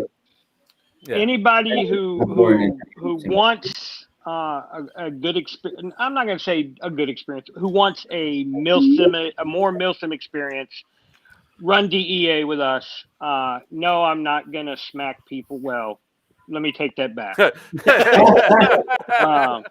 I have been known to lay my hands on people. I try not to. But I'll vouch for that. understand this. We will set you up in companies and platoons. I will let your leadership lead you. I'm going to give you an overall plan of what our objectives and goals are, and we will be there to assist you. And no, we're not the kind of leaders that sit in the back. Nope, we like to be in the fight. No. I like to play, I like to shoot, and I like to be shot at. He just walks really slow. Yes, I move slow, and the funny part is I move slow and stay alive long time past these kids who run. So the other important factor that we really haven't talked, I mean, a lot of people ask about the battle bus. Yes, it will be in play. It will be a capturable thing for both sides to use throughout. Once you guys capture it, you could dictate where you need to have drop-offs go. You're going to get three airlifts out of it, or 3 airdrops, because it's going to be treated as if it's like a helicopter landing in, dropping people off and going. But however, there's 2 other vehicles that are going to be in play. One is going to be the Jolly Roger Humvee, which is going to be DEA. So that'll be established for you guys. Now, there's going to be a certain amount of times where it's not like a typical milsim where you can just have vehicles drive all the time. Yeah. Even though the AO is big, it's inside of a prison, and when there's a couple of really nasty bottlenecks that we don't want to have in there. I think there's one spot I don't even think the Humvee might be able to fit because the bus barely fit through there, although it might. We'll find out. I mean, we're always testing out when we go out there. So even then, the vehicles are going to be limited use. So you have to secure the fuel, bring it back so it can, for your faction, so it can go out and do its runs that it needs to. And the cartel is going to have. I think I've heard of that before. Yeah, but this time it's actually going to be. You have to have the fuel to do it. Unlike us securing the fuel depot and not allowing anybody to get any other fuel except to us at Northern Watch, and yet the green team still had vehicles. Well, that was Northern Watch, but generally the way it was written and supposed to work was if you didn't have a fuel drum every hour, at the end of that hour you ran out of fuel. Yeah, we're thinking about making it a little bit more restricted because we want people to have the experience to play. We want the vehicles out there, so there'll be fuel drops all over the place, and they're going to be probably taped off with your particular team color, so that way you can't steal the. We're trying to make it balanced. You look, Weiner, we have talked about this, man. You can't be holding your wiener on the stream, man. That's how we're going to get banned. Really? Facebook jail. What it's crazy. With ATE Airsoft coming out. Yes. So you guys are are you forming a team? Event production? We're planning on doing event production. Okay. We're also planning on building a team that will be AT's main. It will be our admins, our core members, and people laugh when we say that because you know that Doomsday Core was our team. It's going to be very similar to the things we did there. The difference being is that there will also be non-staff members that can be a part of the team if they want to. I am announcing now, and Weiner and I have not discussed this, but if you want to be a part of the team, you'll understand. Our tan uniform is going to be multicam arid, which is what we'll be wearing at Big House. And our green uniform will, of course, be multicam tropic. Nice. Those are the standard uniforms we always wear, if you know Weiner and I. So, you know, we're willing to listen. We already have a director of registration and ticketing. Many of you know her. Many of you don't like her. Many of you. No. You guys know me. I call it straight. But even if you don't like her, you love her. She knows the game. Her husband has been playing for years. She's been involved in Texas and in Florida in airsoft. Is Donna Tingle. Sexy D is Sexy her D. call sign. But Donna has proven that she can run a registration and a ticketing for us. And we offered her that, and she graciously accepted it, which means that most likely Drew, Little Reaper, will be coming aboard as a staff member, probably our chrono expert. Yep. So, we have some people in place already. I will say that I have an appointment for a call for a location that people have been trying to get into for the one I sent you, or I don't know if it's the one you sent me or not. This white is stuff one everywhere? White stuff everywhere. Yep, that's the one. Okay. I know Papa's all excited now. What the hell? What? No, not that kind of white stuff. Not that kind of white stuff. You may have to pause the stream for a minute. Put your dollar bill in your straw away. You're good. I have a scheduled phone call with the owners of that facility next week. Nice. I will let you guys know next week, Weiner and I will be at Sirius Viking along with Mark and Papa. Yep. Of course, we'll be on the opposite side. But at the end of our barrels. the good news is that Greg Papa is leading Fight Company of the Green Side, which means that Freddie, he's going to be letting me know where you're at the entire game. No, not even a chance in hell. Not a chance. That may not occur, but what I would like to do is I'd like to be the first to offer myself as a sponsor for your first event, when and wherever that may be. I would love to be your sponsor. You got it. The only person who and I can say this, Rage Custom Airsoft has also jumped on as a sponsor. Damn it. even before the announcement, Rage's family, and you guys are too. Somebody accused me of drinking the lemonade or the Kool-Aid. People who know me know that's a lot. That's ridiculous. I follow my own path, and I am staying politically correct with all statements that I make from this point forward until somebody pushes my buttons. But that's why I'm here. That button does I don't drink anybody's Kool-Aid. I don't follow anybody's lead. I do what I want to do. Those of you who've known me for the past, 8 years since I got in Florida know that, and the people in New York knew that before. If you ask Steve Tom, a Dark Horse 6, he knew me way back in the days of Deck Reg. And before he got so ugly. I haven't changed. And I don't ever plan on changing. But I do plan on bringing you guys some events that you can go and experience things you've never had at other airsoft events. So I will say, there's one thing in particular that I want to one last thing I want to talk about Operation Big House. When we talked about you guys getting the Jolly Roger, Cartel side's getting my gun truck. So there, at one point in time, there will be a battle between technicals. And unlike your rules, no BBs can strike the vehicles. Yeah, I know. Is Miss Sarah going to be driving your vehicle? Mm-hmm. Oh, good. Well, I'm buying her new flip flops. I know how to bribe her. Yeah, well, I'm not going to be playing with her, so I'm going to be in the battle bus. So bribing her to shoot me in the ass isn't going to work. No. I just know how to bribe her. All right, so Alex, I don't know if you need any help, Bulldog. It's really great to see Airsoft coming out like this.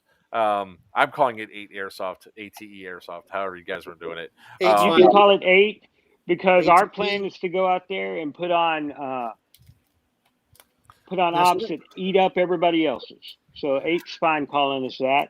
I'm glad he didn't think it was apocalyptic players events, because then we'd be apes, and of course we don't really those damn dirty apes. I know.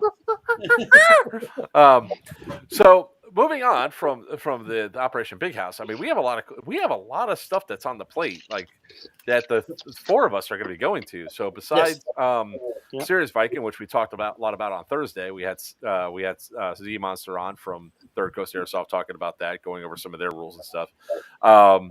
The next event after that is going to be Black Dragon Siege, which is being run by RC Airsoft. And I told Weiner earlier today that I wasn't going to be able to go. I have no black camo. I got some other things I got to do instead. All you got to do is wear a black T-shirt. I got him. You only have to have no. one section. From my understanding, according to Mr. Weber of Rage Custom Airsoft, all you need is some black on you to be a part of. Your base has to be black, and that's it. He's gonna match us. Don't worry about it. I might very well wear this. Okay. Hey, I do have. If that's the case, I do have a couple of. I have a black Hawaiian shirt. Like wear a black dress. There you go. So we're going to be going up for that. Now, one thing I will say, and this is not meant as any sort of negative, I haven't seen much about Black Dragon Siege anywhere. So I don't know. Well, it's because you weren't invited. He did invite me. He has been posting stuff. He has been putting it up. Right now, I think each side, like Green and Tan, have their own planning pages. For the black, which is us, I really, until I get a list of everything that's going to be going on objective-wise, I don't have a plan put in place. But I will tell you, bring any mag you can. I will have a musette bag with about 100 loaded mid-caps in it. Hang on, I have to answer this call real quick. I'm going to mute myself. Okay. If you have bigger weaponry, I would bring it, because basically we're going to be facing both sides sometimes at the same time. Yeah, but you know how I am. I'll have fun with that. I mean, I have the box mags for the OCA, and by then hopefully the Joker gun will be refixed. Whatever short that's in there for that motor and all that. And I have a box mag for that as well, sitting in Papa's shop somewhere. Automatic drum mags for the win. But what I'm saying is, it's like, and this is not a negative critique. It's just, hey, Ron, start posting everywhere. I posted about 30 different groups right now. When it comes down to it, get the word out for that event. Is the way I would say it. So it's Black Dragon. She's going to be at Wasteland Ops, right? Yep. Yeah. So it's going to be at Wasteland. It's going to be at Wasteland Ops. How many's on our team? I know right now. Last count, if I remember correctly, we're sitting at 49. For our team? With me. For our team. Yeah. Okay. It's big because we have, from my understanding, without having the list yet, we have 6 or 7 objectives we have to protect. Mm-hmm. Okay. And we will be being faced, I think they're allowing 60 each on the other teams. Okay. So we're going to be outnumbered. But that's neither here nor there. The guys that I know that we have on our side are all good shooters.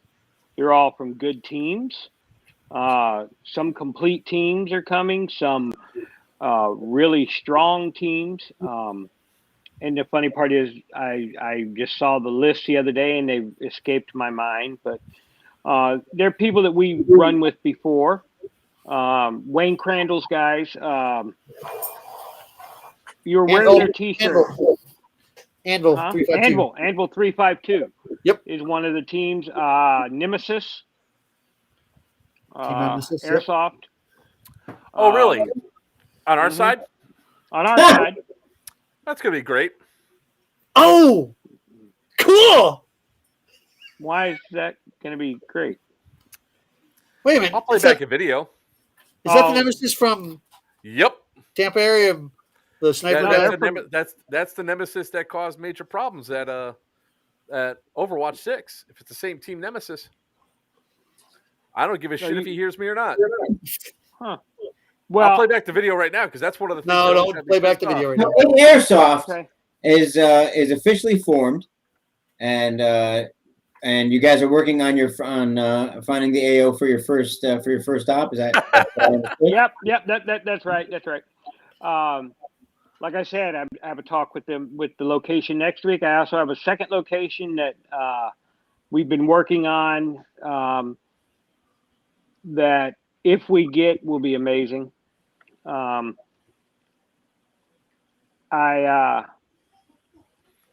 can't really say where it is right now. Right. Till we get it. But I also know that I've heard some interesting news about the prison where we've held the Overwatches. Yeah, that's. I have two. So this is a big one for everybody that was curious about Overwatch 7 and all that. Even if there wasn't an exclusive in play, that exclusive contract in play from Mere Tactical, it doesn't even look like Mere Tactical's game is going to go on because the prison has, as far as reports are coming out, the prison has been sold to investors who are going to tear it down. Yeah, they're getting no airsoft whatsoever, and they are going to be doing. Oh man, I forgot now.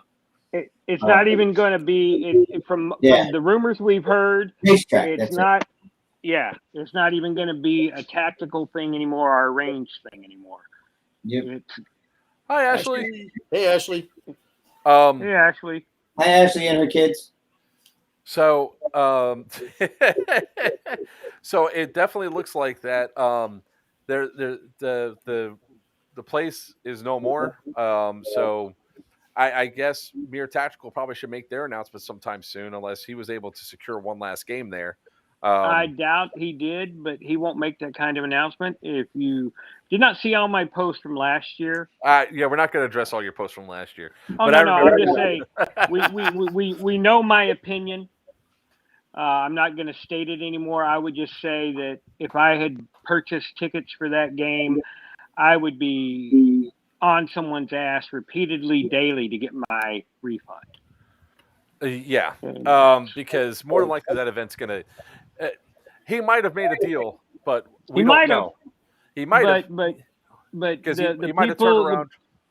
The people who are out there couldn't make the deal with him, and I know that I have put in a call to the former owner, who shares the same name that I do, and tried to get information of the new owners so I could probably I was trying to throw a last ditch.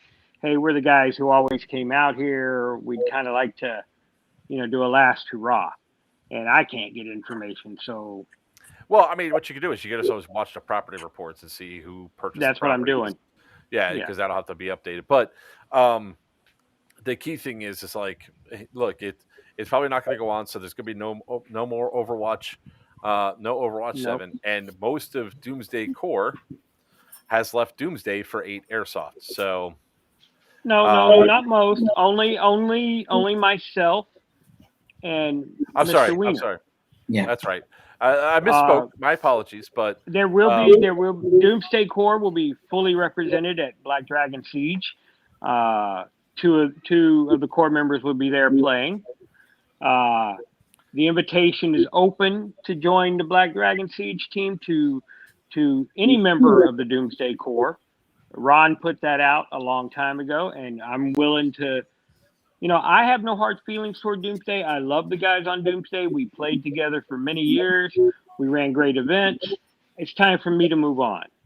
I had hoped to make an announcement earlier this year at the end of Overwatch 6 that I would be taking over ownership of Doomsday. Mr. Weiner and it did not happen. No, there are no hard feelings, but we have decided we had to move on. We are the face of Doomsday, and now we'll be the faces of 8. People know us. Some people hate me. Most people love Weiner. It works out. That's why I'm here. Well, I will address it like what I just said there, right? What I just said there about the core members of Doomsday. Let me put out this to anybody that's out there that's running any sort of business or any sort of company or going through there. You two have been the faces of Doomsday for so long that most people realize that you're core. What I meant to say was that, no, even you too, Weiner. I don't know what you're just pointing at him for. A lot of he's older than me. He's been around longer. You're right by 3 months, but both of you. please tell me, what were the dinosaurs like? They were friendly, most of them. They weren't as tough to cook. Nice.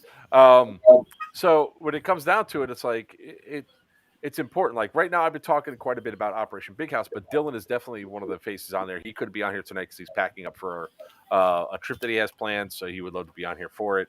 But that's like a key thing, guys. If you're a business owner or something like that, you should be like these two guys out here repping your company and being that face, interacting with people, even if it's not. You're not saying much and just being there, smiling, being a pretty face, like Ashley. Just an FYI, your Pew Pew is now my Pew Pew, and it's probably my new primary. That thing's amazing. That would be the raffle that Ashley won at Colony Wars. Congratulations for that, by the way. No idea why that thing shoots so well. Does it have a DEO barrel in it? It does. It has it. It might. It was. That was actually one of my primaries. Greg fixed the stock on it because I lost the piece. Put the new stock on there. I even think that thing has an upgraded motor too, if I remember correctly. Because it was probably full of dirt and mud and broken in 7 different ways. It was one of the first guns I ever fixed for you, if I remember right. Was it not? What's the word I'm Technically, looking yes, because you replaced the stock. Because I asked you, hey, is there any way to get this piece? And you said no, but we can just put a whole new stock on there. And then you came back with the new stock, and I'm like, why? Thank you. Bulldog has no frame of reference for that either, do you? No, not at all. He came over for a barrel and ended up going home with a tanker stock. So, yep. Blade Shadow. It was Nubby. It was the Classic Army Nemesis. They're equivalent to the ARP 556. It's just been sitting. It's been sitting on my wall unused for pretty much a year now. And I needed a raffle item. Had one available. Took it out, and Ashley got it, which is great. Because, obviously being a friend of the channel, being on the channel, it's kind of awesome when somebody like that wins it on, I think it was like a $10 or $20 buy. It was really good. Nice. So Ashley, by the way, you guys have to come to the prison game. I cannot stress this enough. You have to come to this prison game. 1, because the place is fucking haunted. 2, because it's awesome. It's just plain awesome. I mean, the firefights in there, they're intense. The tracers are going everywhere. The AO is going to be utilized a hell of a lot more. It's going to be good. And the DA needs all the shooters we can get. Yes, That's DA needs Target all the rich environment. Yes, because we actually have an Op4 team for Operation Big House 2. That's going to be run in combination with Screech Dragon and Dark Horse 6. So there's going to be members from both teams on there. So Steve Tom gets to bitch and complain about more of my guys that just run off and do lone wolf shit, which is going to be awesome. But it's going to be great. I may or may not have a role in this event as well now. I know, right? Me no CQC. That's fine. You don't have to CQC. There's going to be a gun truck in play. There's actually a lot of open ground out there. A lot of open ground between. Ashley's afraid of CQC because one part of her body enters before her gun does, and it's unfortunate for her. I got the go-ahead to make those jokes. I already got permission to make those jokes, so I'm allowed. I'm waiting for her one-hit wonders. People who don't CQC really need to come out and learn how. We will do a class on Friday on how to actually do close quarters combat. How to clear a room. Ashley is new to the sport, which is one reason why I love having her on. Is because I love having new players on, so we can go through and have some stuff like talked about and all that. So she is a new player, but we'll get her into it. It's just a matter of she doesn't like getting shot to shit like me. Well, there are things that can be taught and things that can be used, and those that stay in the back are very smart. They don't like to be shot. Me, I could care less if I get shot. But one of the best players I know is a young lady named Heather Lewis, who she is an amazing player. Yes, she is a former Marine, but Heather is awesome on the field, and I know that when I see her and players like Jessica Watson and Cass-Ann. Rachel Lux Cass-Ann. and Cass-Ann and all these female players that I've known for years and played with. It's amazing to watch them operate, and they can get in places that we guys can't. And a lot of them are tougher than most of the guys I've played with. Yes. In fact, Buns I know is still tougher than Weiner ever was. Sebastian, you're so lucky that Sarah does not watch the stream that often. Put Sarah's in the front lines more. She's gonna shoot you in the ass. You're I'm just gonna- flying around the corner. I'm just gonna ride her like Oh. Yoda on Luke, and we're gonna go wait. through CQC. Quick caveat, Sebastian, since you're watching, did you see the post I tagged you in of someone selling a ticket for Sirius Vikings since you were looking? I think he got his ticket. I think he got it. Okay. Yeah. I think he got his ticket. Okay, well, I didn't He's know. Another one. Well, I put him. He said he was looking for another ticket. I Okay. attached his name to a post of somebody selling one. All right, I don't mind getting shot. I get the shit scared out of me very easily. Panic trigger. Yeah, well, this place is also haunted, so. Yeah, he triggered What were Mark. you shooting at? Crying. Ghosts. Well, run with a battle buddy. We will have a security team with both the CO and the XO. Normally, we end up being our own security team. We're going to try to avoid that this time. Really target us. We know that there will be a bounty on our head, especially if Mark has anything to do with the green team leadership. Mark has already planned on hunting us at Sirius Viking. That's only because you stole Dark Horse 6 from me. That's all. I did not. I've known Dark Horse 6 before you ever heard of the word airsoft. Yeah, that's true, but that's beside the point. Yes, you make a valid point, sir, but that's irrelevant. That's irrelevant because I got Steve to go to Sirius Viking. He was supposed to run with me, and he says, "Yeah, we will." And all of a sudden, here comes Bulldog asks us to be part of K-Bar. I was like, "Motherfuck!" I said Bulldog, not Weiner. You know what the greatest thing about K-Bar is at this event? All of the cops in town are on our team. That's fine. Oh, So yeah. that means that Yep. that means that we can have a blast in town on Friday night. And Oh, yeah. but I'm in the Tier 1 Friday night. I bought the Tier 1 ticket. You'll enjoy it. Yeah, and then I'll go find out wherever you guys are at because I'm staying in a hotel Friday night. So are we. So Sebastian, Sebastian said, "Yes, sir, thank you." And I am so going to tell on you, Sebastian. So Sarah will be going around. She knows who you are.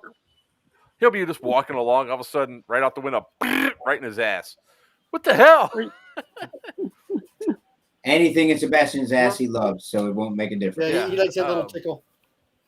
Weiner, don't forget to bring the EMF reader. Yep, that's correct. For the ghosts.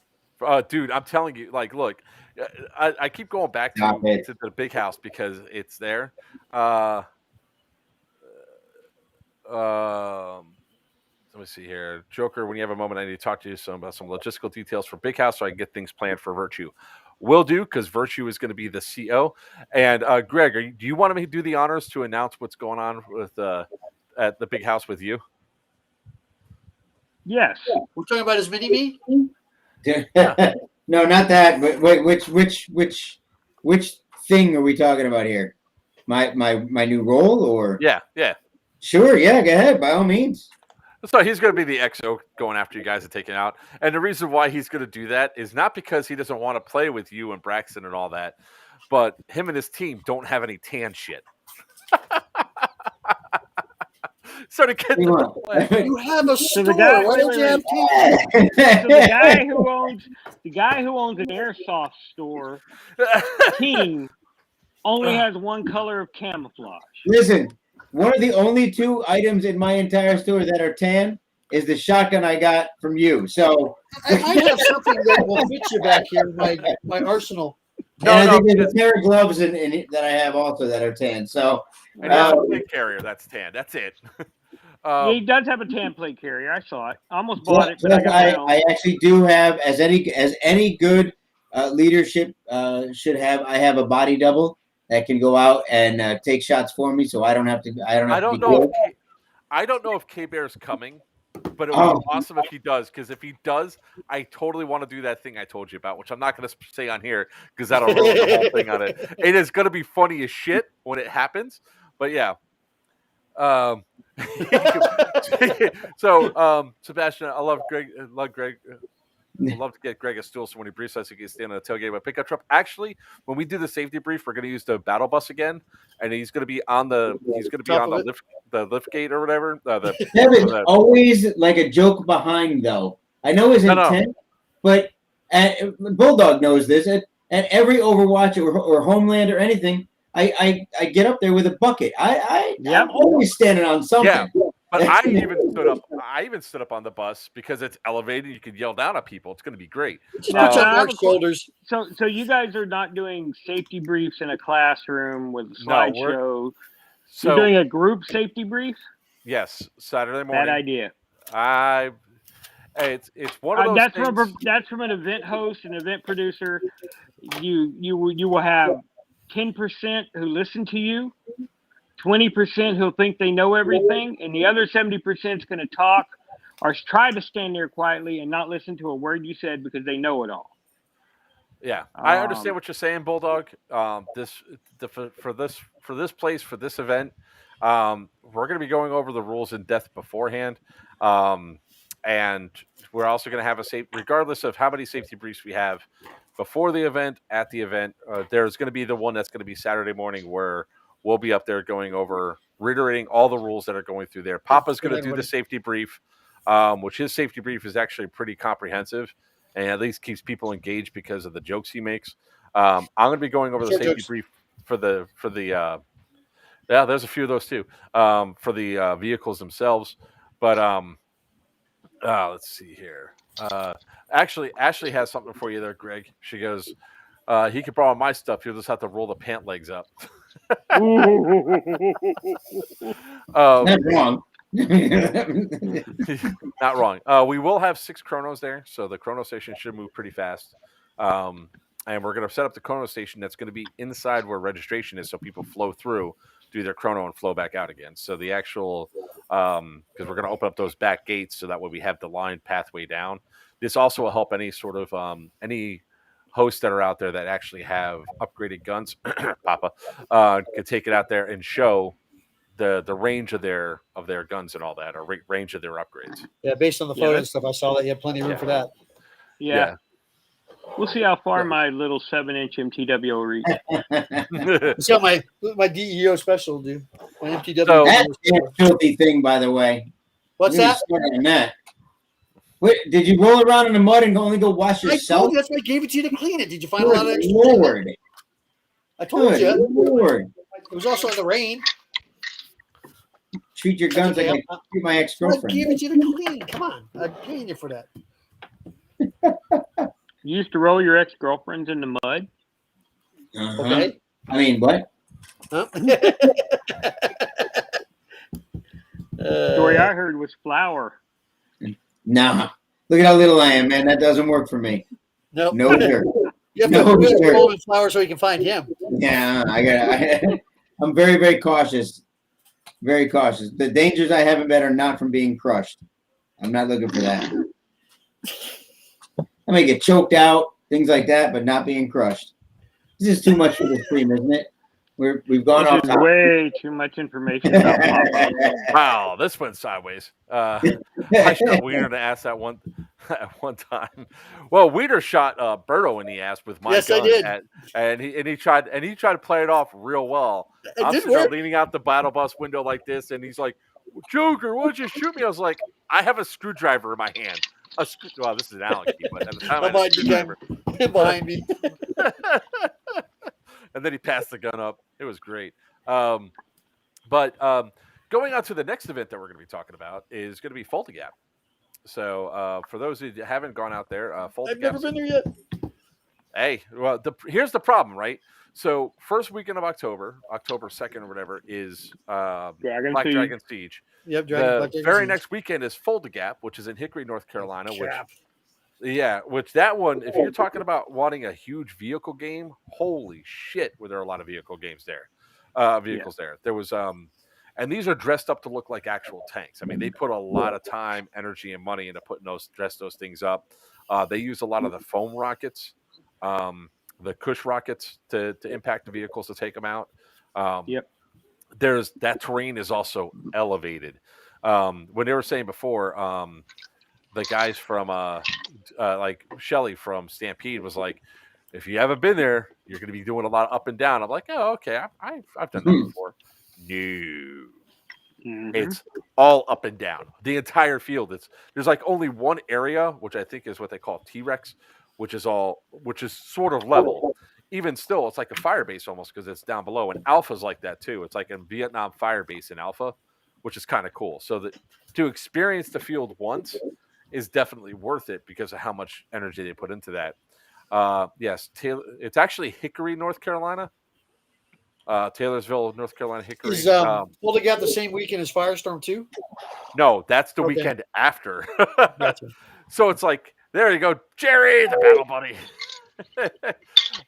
Weiner's wearing his beautiful Jerry that just fell off his head. So Fulda Gap is an interesting gameplay. It's NATO versus Warsaw Pact, and the gameplay there is kind of interesting. We will be going Warsaw this time. So far, I think I got like 5 or 6 of my guys going to that. It's also a pretty cheap event to go to. It's only like $53 for that event, which is not bad for a 2-day event.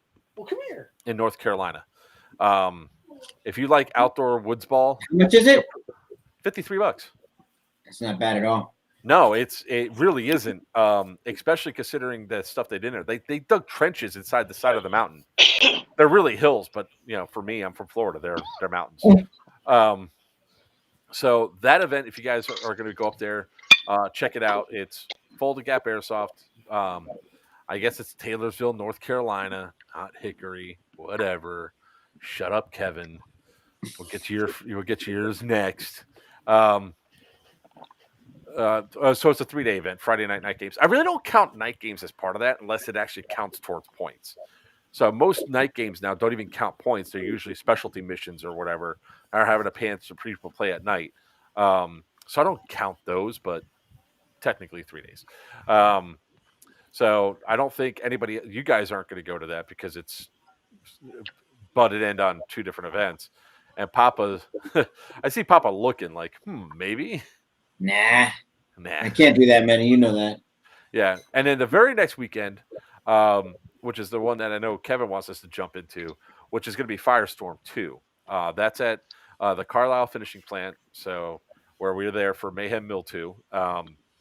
Firestorm 2 actually there were some changes that were made. Kevin Walker is now chief of staff for Operation Lion Claws for this event. Okay. So he is the new COS. They're looking at making a lot of changes that weren't there last time. Like we didn't have a Mayhem Mill 2. So I know the 3 of you guys heard me talking a lot about the awesome firefights that were at Mayhem Mill 1 that were missing in Mayhem Mill 2 because they, instead of keeping everything in that main building like it was in the first game, for some reason they started using outside buildings. They didn't utilize the basement at all, and the offices were sporadic use. So it drove all the fights to the outskirts. I think Kevin's going to be pulling it all back in. He's going to utilize the basement more because there's a lot of areas in the basement that, Papa, you and I didn't even see because we just didn't walk down that one hallway. Really? Yeah. So remember when I knifed the guys and they're like, oh, he's not friendly. Not friendly and all that, yeah. Yeah, if we would have walked like that lit down hallway, that's where there's like a whole nother side of the actual facility where there's like a cafeteria, there's some offices. It goes upstairs to where the one doors. Wait, what? He yelled, "I'm an admin." No, that's not it. Yes, yeah. No, that's a different one. I was not an admin for that one. That's the one where I yelled at an admin, which is a different story. But we're not going to go into that. The basement is huge, and there's a lot of areas in there that could be utilized very awesomely. So I know Papa's not interested in going again, but Weiner, Bulldog, you guys looking at going at that one? Fulda Gap? We already No. Firestorm 2. Oh, already registered to go. We already got the hotel. Yeah, we're already in. We're not registered. We haven't paid for a ticket yet, but we're Nice. And you guys are going green again, right? Yes. Yeah, I gotta double check. Yeah, Rebels with Dark Horse. Well, not with Dark Horse, but on Dark Horse's side. That's not the one that's running haunted. with Dark Horse. Catch up, Johnny. That's Operation Big House. That's not Firestorm 2. Firestorm 2 is not haunted. Firestorm will be running with Dark Horse. Yeah. Yeah, that's what he said.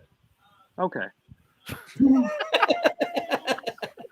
Welcome back to the stream. Man, I'll tell you what. I That's talked to John Lou last time. If that steel plate's still there, we're taking it for the battle bug. Damn it, we need it. 5 guys walking out with this big. Yeah. What are you doing? Nothing. Welcome to the stream, Bulldog. Firestorm 2 is going to be a lot of fun. Kevin's putting a lot of stuff together. Kevin would love to hear feedback, and I'm not saying this to flood him with feedback, but he really would like to hear some feedback on where some good firefights and stuff were, where you guys would like to, where you would have seen a lot more from. But I think I'm the only one that was there from Mayhem Mill 1.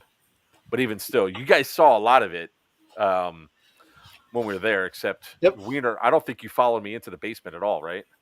We were in the basement. Rob Weiner and I slow. went Kiss down. my ass, you fat fuck. Sebastian, sorry. Excuse me? Sebastian. Dude, what did we miss? Damn. Weiner may not make it to Sirius Viking, Right? because I will be at his house the night before we leave. That was at Sebastian. That's all it was Sebastian. against. Look. See, I can't read. I don't get any of that stuff. So. You're Yeah, quite Rob conflicted in the right place. That's who that was for. Okay. He's got something caught in the bone stuck in his mouth, and he keeps trying to get rid of it. All right, I'll get it. There's Hi, Mom. Mom. Hey, Mom. There it is. I got it. Did we get it? Hey, Ma. You're saying And hi. I can legitimately call her Mom. Come on, kids. Oh, they're okay. They're fine. They're fine. No, they want to go out. Oh, okay. I think you got it. I got it loose, whatever it was. I felt it. You got a what? I got it loose, You got whatever it loose. was. Okay, Yeah. so we're in business. Everybody's like, Mommy. Hi, Mom. I can legitimately call her Ma. Everybody can call her mom. That's fine. So I'll bring her chocolate chip cookies to the next event. No, you won't. Why? You're She gonna eat makes them all? cookies. She makes cookies for me. Man, Make what sure a we all greedy- understand that. Oh, Bulldog, by the way, I gotta say thank you again. It's with me every day now, and it's been used more times than I can count since then. I So told thank you. you very much for that. I gave him one of those razor knives, like I got you, the short one. Oh, cool. Yeah. Wiener. Yes. I was at the shop the other day, and he was opening a box, and he had no knife. I'm like, here. Yeah, I use keys, I use screwdrivers, I Yeah. don't know. Whatever's laying around. It works. I do the Yep. same thing. I use keys or whatever, or sometimes just my nail. Just Man should always have at least one knife on him at all times. Couldn't at the camp. I couldn't take any. Knives freak me out. I don't like them. yeah. I was there when that shit happened. Knives. Yes, Augie, they were good. All right, so back to Firestorm. If I'm correct, I believe I'm correct. It's going to be another drug cartel type game, or at least a drug fuel game because of the ease of props and everything else. So going back to the point of, if you guys saw places that you thought more firefights should have been, like the cough offices, send that over to Kevin Walker so he knows, and in the basement and everything else like that. Are we giving kids sharp objects now? That's a good one, Seb. Okay. You gonna kick his ass too? Nope. For like the first time ever.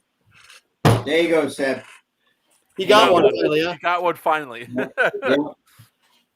Yeah. At least there'll be some drug props. I'm looking forward for Firestorm too. Kevin's down there. Kevin will join us, but he's at work right now. So Firestorm 2 is going to be at the Carlisle finishing plant. This is also a limited AO, guys. When it comes down to some of this stuff, when it's limited AO, take advantage of it. Like, I'm glad I got the chance to play at Elkin, and I swear to God, you fucking see it. Richland Siege! Oh, did I say that? Oh. Shot in the dick. Richland Siege. You know what? I hope I get it on camera where all of a sudden Weiner's like, oh, Oh, Dude, you're not that good a shot. Excuse me? I'm what? You're not that good a shot. Okay. To hit something that small, no way. You're right. It will be a trick shot, but I'll get it. Yeah, Kevin missed it too.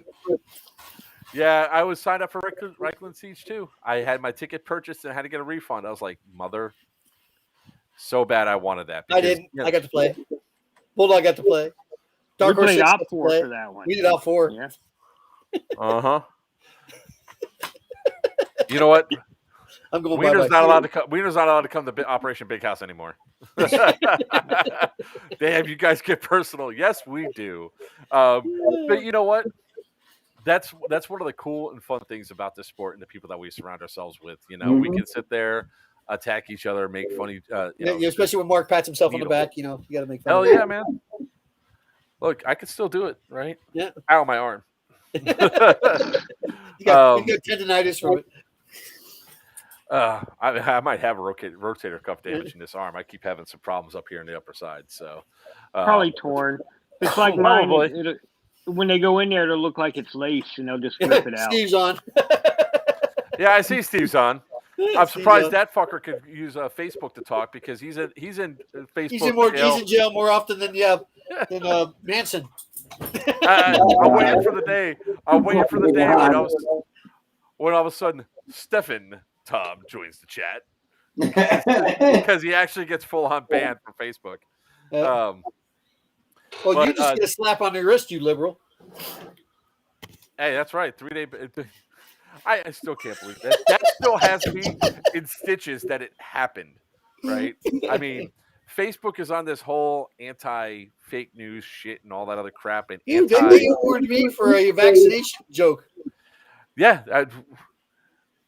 And it was like one of those things of just when you're looking at that particular one, I literally called the person an idiot for saying that the COVID is not airborne. Is what triggered my entire series of responses to her. She said, COVID's not airborne and does not last on surfaces. Both statements were not true. And I said, it's because of idiots like you. And then that's what got me my 3-day ban from Facebook. Well, it's the personal attack. So you have to be like I do. You attack all liberals. But he only got 3 days where Steve Tom would have got another month.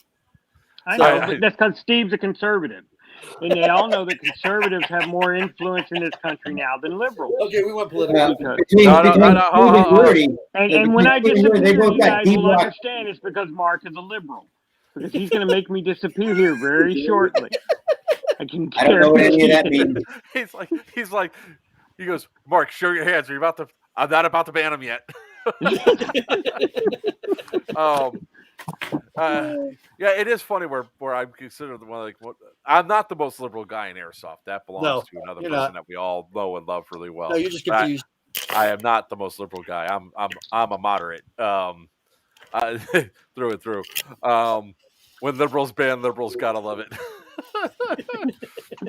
You know what the funny was? The only other time I got banned was when I was joking around in an airsoft chat, like an airsoft. It was an airsoft group on an airsoft post. One of the guys from Gunny's Warfare Center made a crack at me, and I said, "I'm going to shoot you in the dick." Bam, 2-day ban. I was like, "What the fuck?" I was like, "Did you not take any context from any of this?" Oh God. I'm glad they just don't watch live. So far, I've only got warnings, but yeah.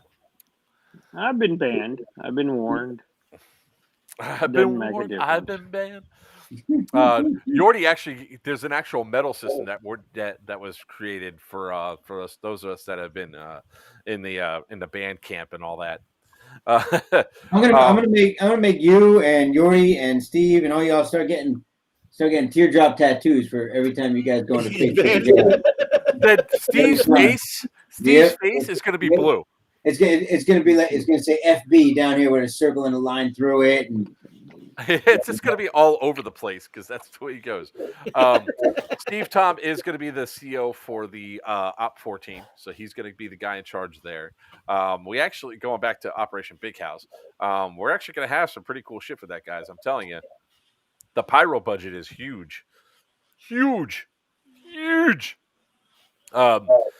So pretty much, I mean, we've covered every topic that we meant to cover tonight. So Facebook. You mean that I can actually go to bed now? Oh yeah, you can leave anytime, Well, Bulldog. we know it's past your bedtime at 8 o'clock. Yeah. Blah blah blah blah blah. Past that. You guys realize that I take. Forget it.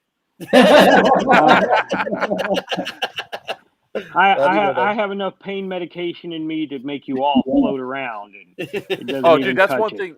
Look, that's one thing I don't mess around with. I had a kidney stone once, and the doctor At band goes, camp. and the doctor goes, he goes, "What's kidney stone?" I was like, "All right, that sucks." He goes, "Yeah." He goes, "All right, I'm going to give you 2 prescriptions. One's going to be for the 800 milligram dose of ibuprofen. The other one's going to be for oxy." And I'm always concerned about that because my family's addiction issue. So I said, "I really don't want it." He goes, "I'm writing it. You're going to get it fulfilled because you're going to need it."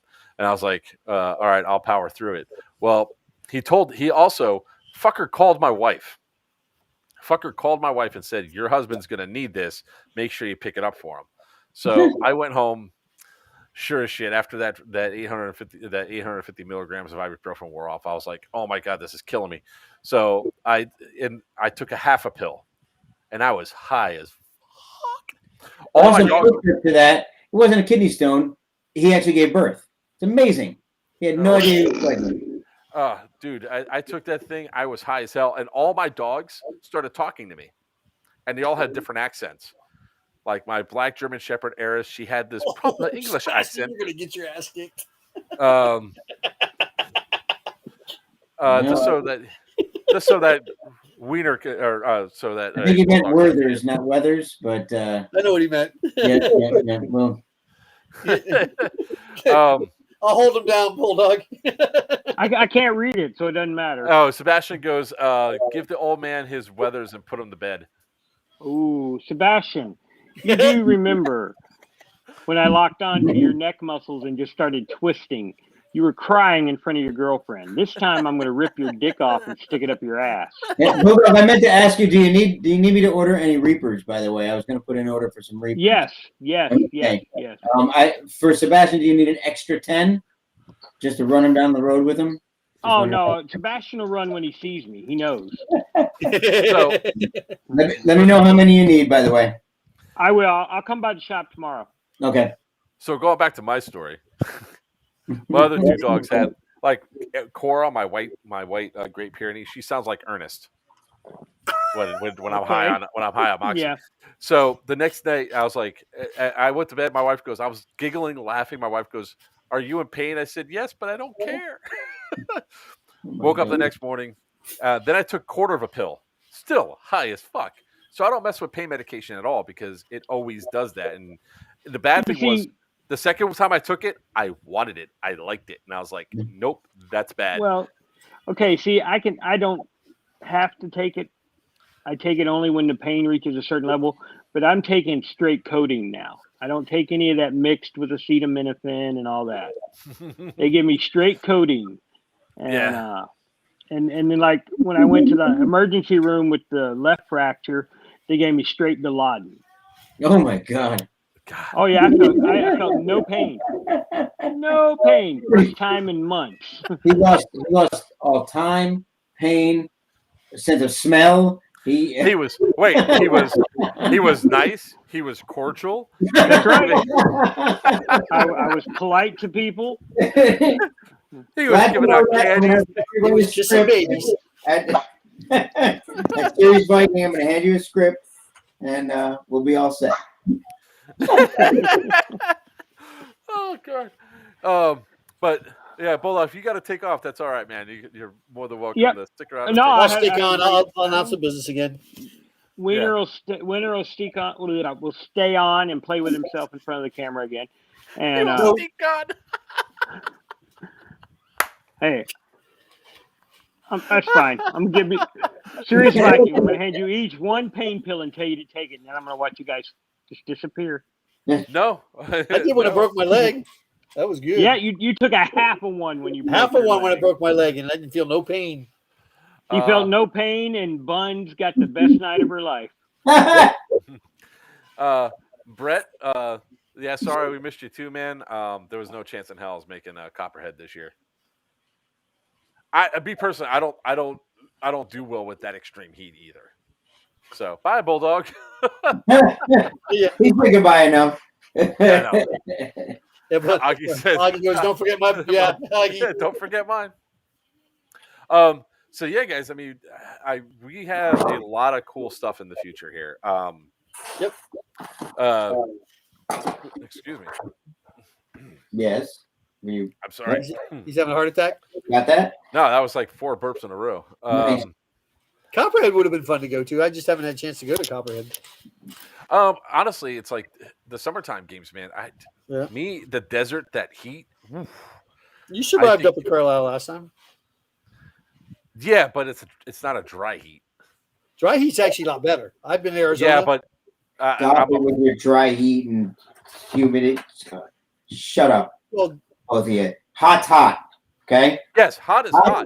Drink yeah, water. but 115 degrees in Arizona is better than freaking 90 degrees of high humidity in Florida.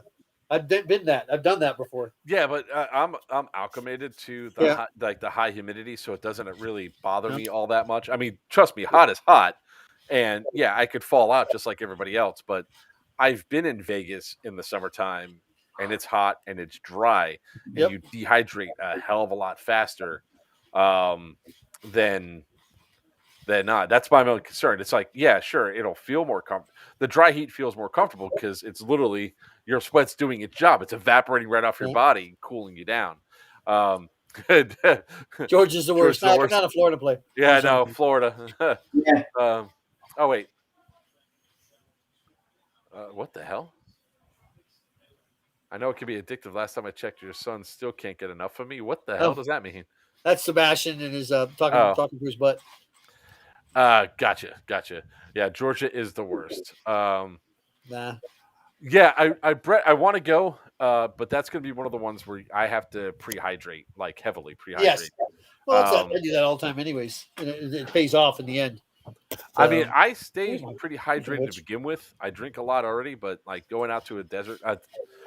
When I went to Vegas for the game shows, so we're inside the casinos most of the time, even when we're outside, I was getting still dehydrated just by the air was sapping the fluid from me. So I can only imagine playing out there. I know Nevada and Arizona are not the same, but yeah.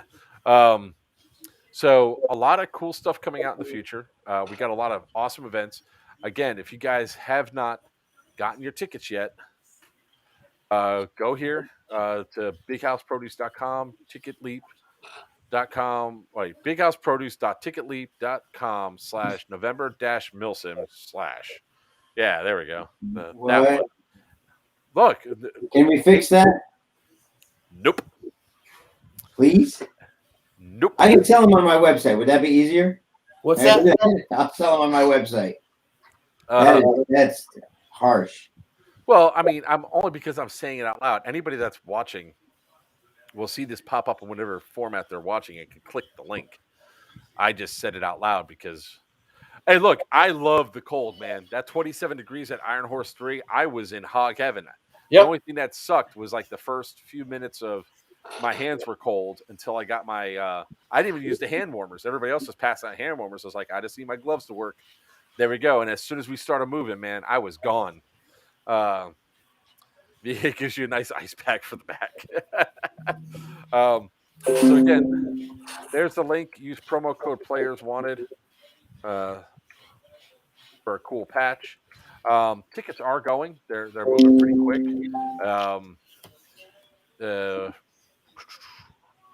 It was up on my screen. Where'd it go? There it is. So, like I said, I believe there's only 38 of the Echo 4. Yeah, I don't know why that's coming on. Of the Echo 4 JTF missions left. We could take this question. Do you guys see the new SEMA CMs 102? They made their own SGR-12. I have not. I have not seen it.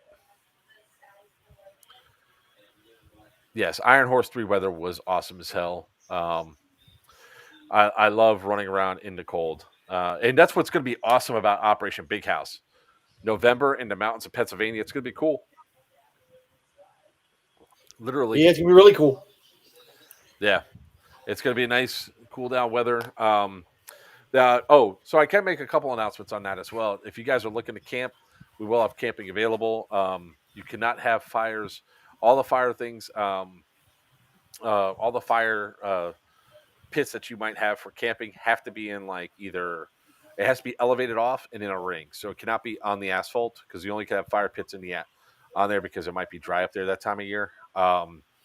So bring if you're looking at having a fire pit in the middle of your camp, bring one of those small barbecues, like a beach barbecue. You know what I'm talking about, the small ones. Hibachi, or no, one of the little. Yeah, one of the small little barbecue grills, Yeah. and throw your stuff Yep. in there. So 330 FPS out of the box. is the same 3 independent hop ups as the TM. Pretty excited for it. I'm good with So the SRG 12 is MTW. actually like an AA 12. Is that the shotgun? Greg, you're muted. I didn't do it either. I had stuff coming through and I was trying to stop it. The SCR-12 is a shotgun. The SEMA one is actually not available like anywhere. But I mean, Okay. If you want to get it from, I'm anywhere getting in .tk or .t, see if you can get it across customs. Why? Is there? Because they don't put the stupid orange tips on there. Yeah, there's so many other reasons why it doesn't make its way over here yet. So it isn't out till December. Yeah, because I am looking at getting an AA-12 eventually. That's like the last gun I really want to have in my collection, just because. Well, real quick, the for lockdown or for the event in Pennsylvania. Operation Big House. Yeah. Yeah. What's trying to think? What hotels, airport to fly in? I mean, I got people asking questions like that. If you're flying in from Florida, like Pittsburgh is the closest airport. Pittsburgh, okay. As for the hotels, I'll be working on that Thursday to secure the hotel. So I mean, the hotels aren't bad up there. They're like $60 a night. Yeah, not that bad. Just curious what hotel or yeah, we'll talk more about that. Yeah, so as soon as we have the hotel information set up, we'll go ahead and because I have calls into a couple of hotels because I want to get big blocks together. There will be there'll be essentially a staff hotel, if you would, where we'll be at, which might be separate. Well, I got players asking, players asking stuff too, so that's why I was. Oh, really? Yeah. Yep. Ooh, for people flying into the event. Oh, nice. So, yep. Who are you talking to that hasn't bought their ticket yet? Or is it all? A few players from down here in Florida. Oh yeah, if they were asking about hotels and uniforms, things like that, and I said that stuff will all be coming out. Well, the uniforms already. So actually, let me do it this way. Let me give the link to. I ain't afraid of no ghosts. As much as I joke around about, saying it's like, that place is awesome. It's creepy as shit. It's scary and all that fun shit. It's not like if anybody's been to Bone Strike, that hospital there, holy shit! Some of those back rooms and stuff, and some of the stuff that we found, doors opening and closing. We fucking had that happen, man. That's like when we were searching for the person that we thought was missing inside. K Bear and I are walking through. All of a sudden, when we're walking down the hall, a door goes. Hang on, guys. And we turned around and walked away. Yes, you can use camp. You can camp for that event, Augie. Was afraid of little ghost. I'm not scared of the ghost. I'm scared of the skinwalkers. What? The skinwalker. What the hell is that? I'll tell you later. I don't know. It's a cryptoid with a what? A cryptoid. You're such a freaking nerd. It's got to be from some comic game online MMO. ADHD, some bullshit. No, whatever, nerd. Stop talking. Cryptoids mute yourself. Cryptoids are what are like Wendigos, Bigfoot, Chupacabra, Mothman, pretty much anything that's out there that hasn't been. That's Jesus Christ! Will you two shut the hell up?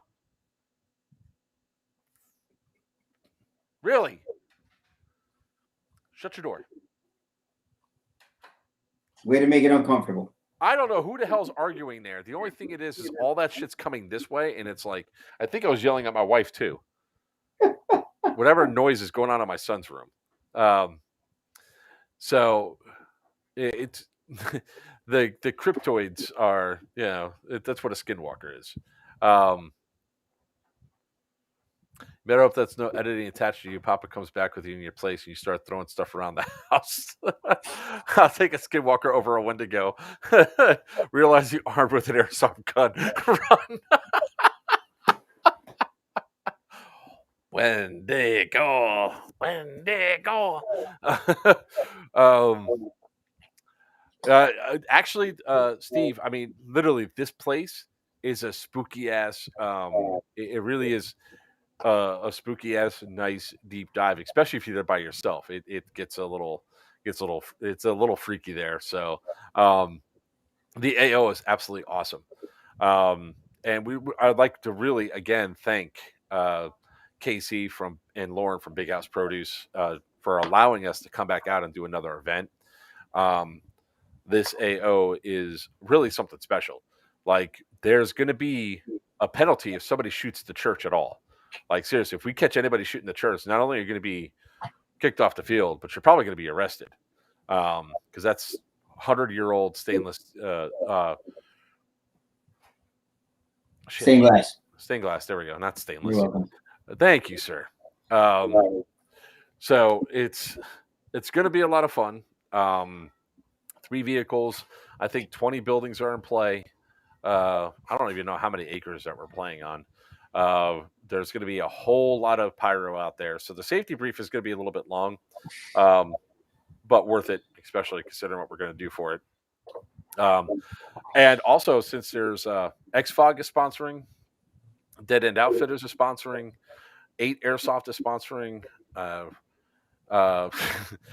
Players Wanted is sponsoring. So is Amped Airsoft is going to be sponsoring the event. And we have a couple others that we're working on currently. That's what I copied it. I just didn't put it in there. So if you guys want more information about the event, we're actually going to be, go ahead and feel free to join this or like this Facebook page.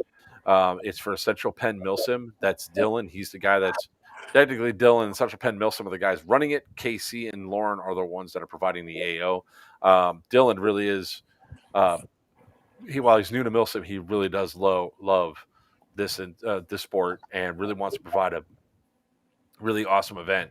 So when we went through and did this, you have somebody that really wants to make sure things went extremely well, took all the advice, and there's a lot of time and energy being put into this, unlike what it feels like the last one was. So it's going to be really kick-ass. And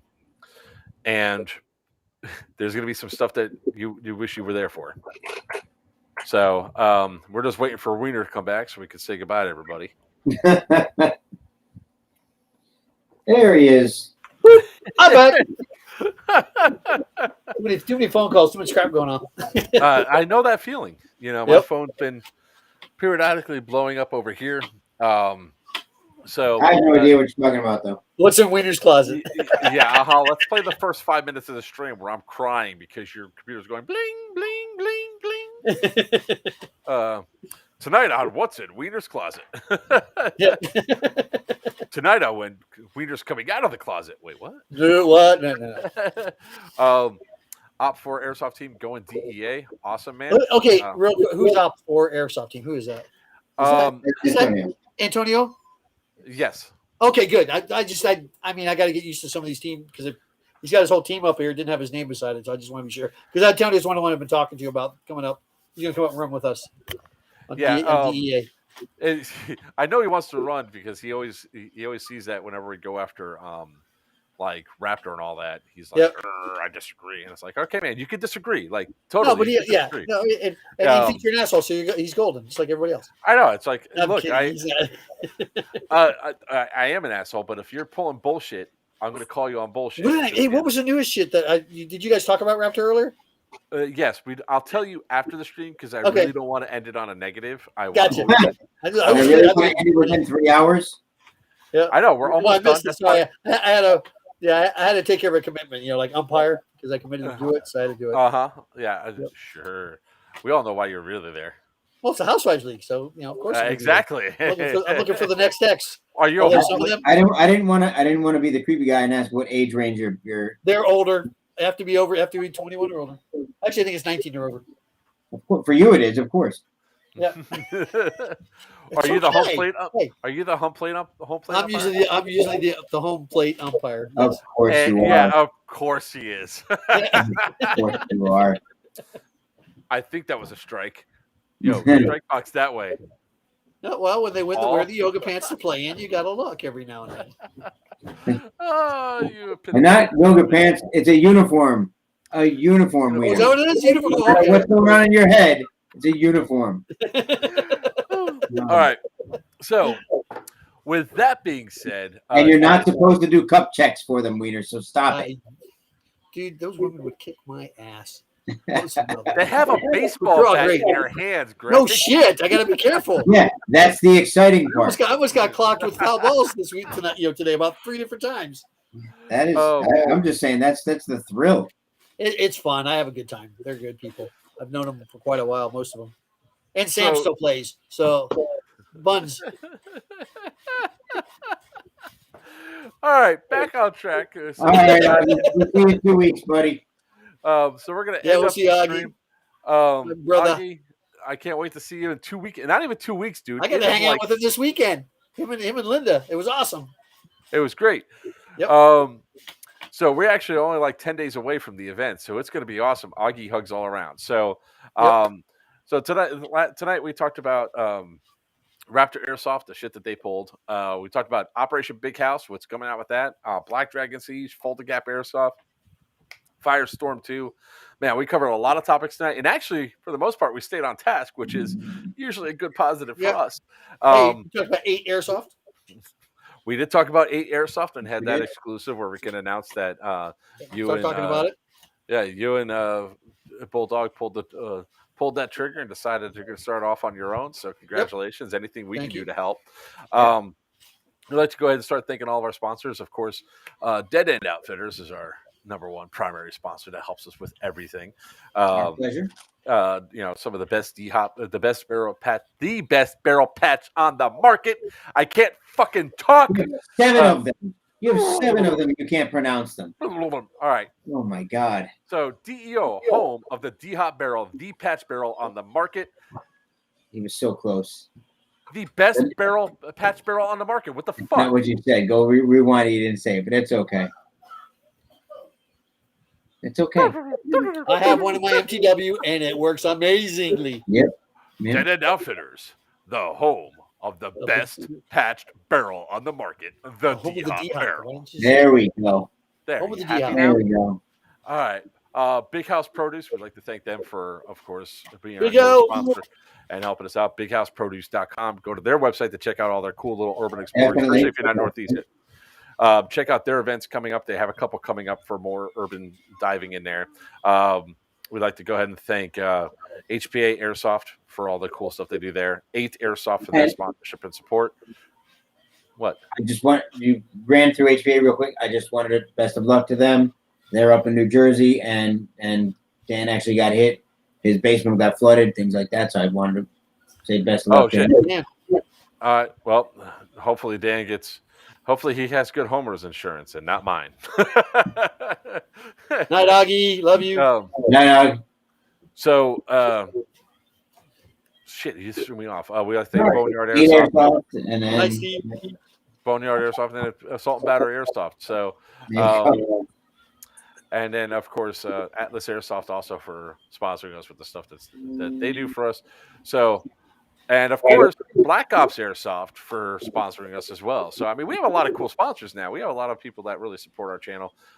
Check us out at the next event, which is definitely going to be. Does that mean I don't have to anymore? It means you still have to. We just need to get you a bigger stool. That's all. Suckered in. A booster seat. Guys, come see us up at Sirius Viking 3.